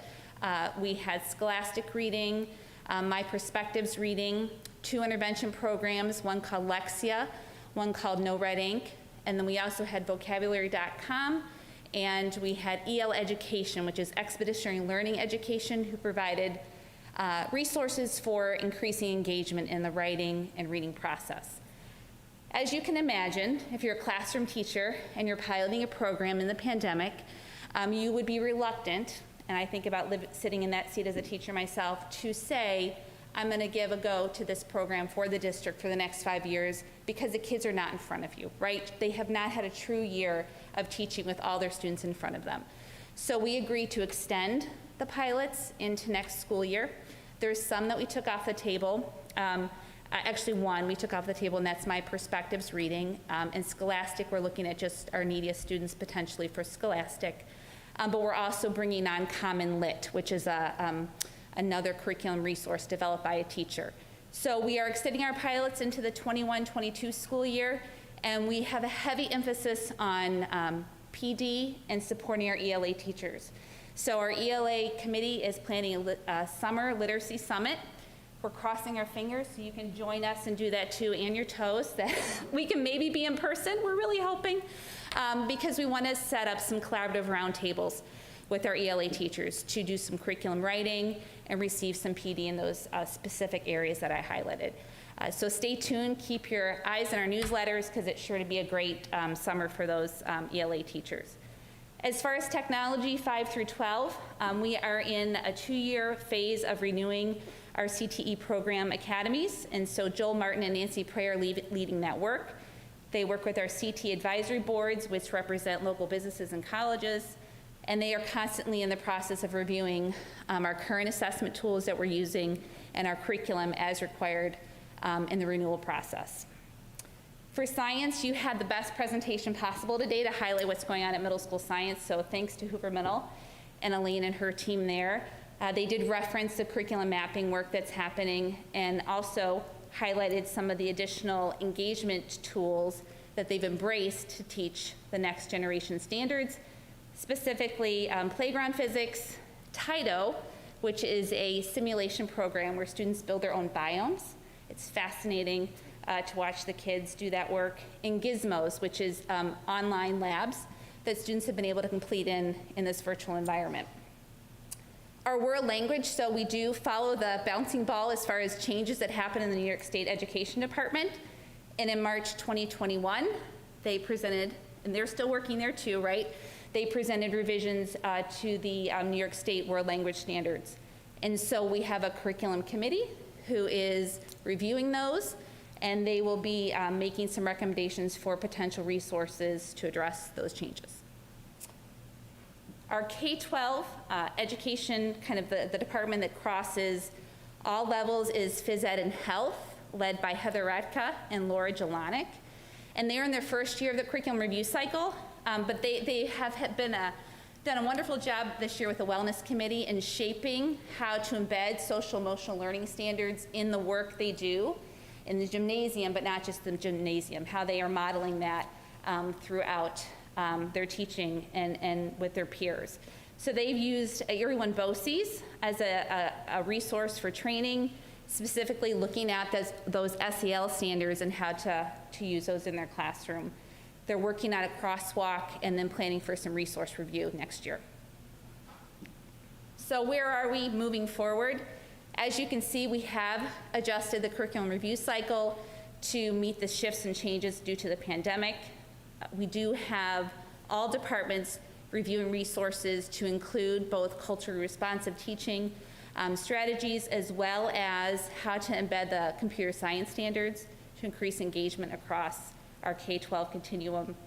And then we're also, as I stated earlier, continuing some additional pilots. So, any questions for us today? So maybe I just missed this at the beginning, but the list of subjects is not entirely comprehensive. Is this just what you're focusing on right now? Yes. And there are plans, for example, math is the most notable one that's not on here, or 5 through 12 social studies, those are just in the wings waiting? Yes, so Okay. that's a great question. We debated whether or not to put the whole long department, the document that lists all departments. We just put the ones that are working in Excellent. application planning over the next 2 years. Got it, thank you. Yeah.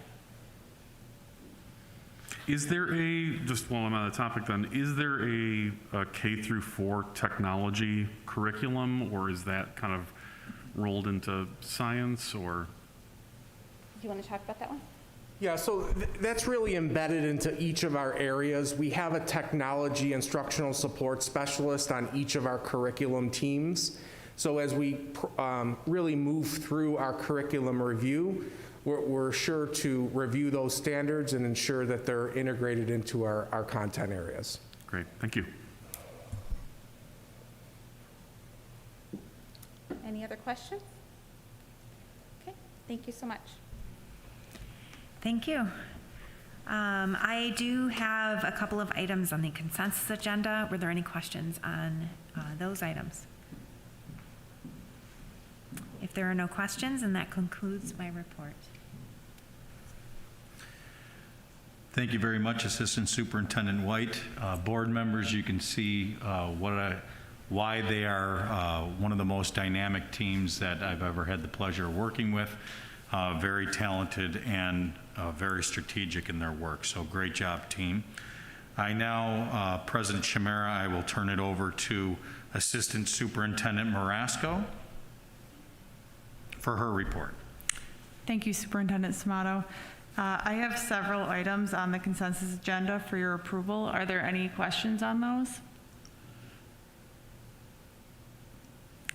If there's no questions, I also have the department reports included in your packet for your review, but there will be no verbal report given on those. And that concludes my report. Thank you. Thank you very much, Assistant Superintendent Marasco. I will now, President Chimera, turn it over to Assistant Superintendent Richards for his report. Thank you, Superintendent Samato. I do have one item tonight for your action on my report. I do have a resolution to approve a separation agreement between a particular employee and the district. And Superintendent Samato, I ask that you recommend this separation agreement to the Board of Education for their approval. President Chimera, I recommend this resolution for the board's approval. Okay, do I have a motion to approve the separation agreement between the district and a particular employee? So moved by Jen. Second. Second by Leslie. Any discussion? Okay, there being none, I call for a vote. All those in favor so signify by saying aye. Aye. Any opposed? Motion carried unanimously. And I have a couple of items on the consensus agenda, tonight. Are there any questions on any of those items? If there are no questions, then that concludes my report tonight. Thank you very much, Assistant Superintendent Richards and President Chimera. With that, I now recommend consensus agenda for board approval. Thank you. Are there any requests to withdraw specific items from consensus tonight? Okay, there being none, do I have a motion to approve the consensus agenda? So moved by Tom, second by Andrew. Any discussion? Okay, there being none, I call for a vote. All those in favor so signify by saying aye. Aye. Any opposed? Motion carried unanimously.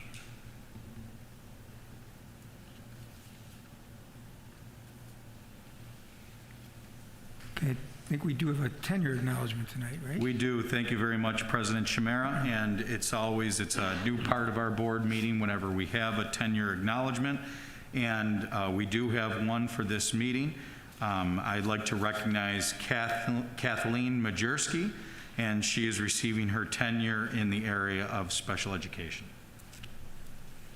Thank you. Congratulations to Kathleen. Okay, that brings us to our moment of silence to recognize those in the Kenton community who have passed away. This evening we have 4 individuals that we are recognizing. Diane Walker, who was a Kenton District Teacher Aide. James Terragnoli, a Kenton District Bus Driver. Suzanne Marquardt, the mother of physical education teacher Todd Marquardt. And Charlene Muscarella, the mother of Michael Muscarella, Director of Elementary Education, and Leah Rivas, our Kenmore special education teacher. Let's take a moment to honor and keep these individuals and their families in our thoughts.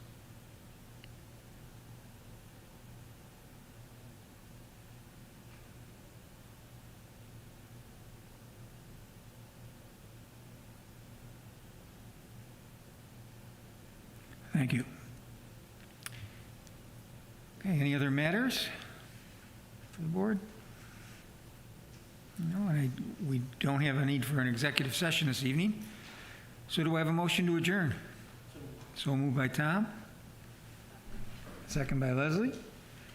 I'm sorry, second by Jen. Forget who's on which side. Any discussion? There being none, I call for a vote. All those in favor so signify by saying aye. Aye. Any opposed? We are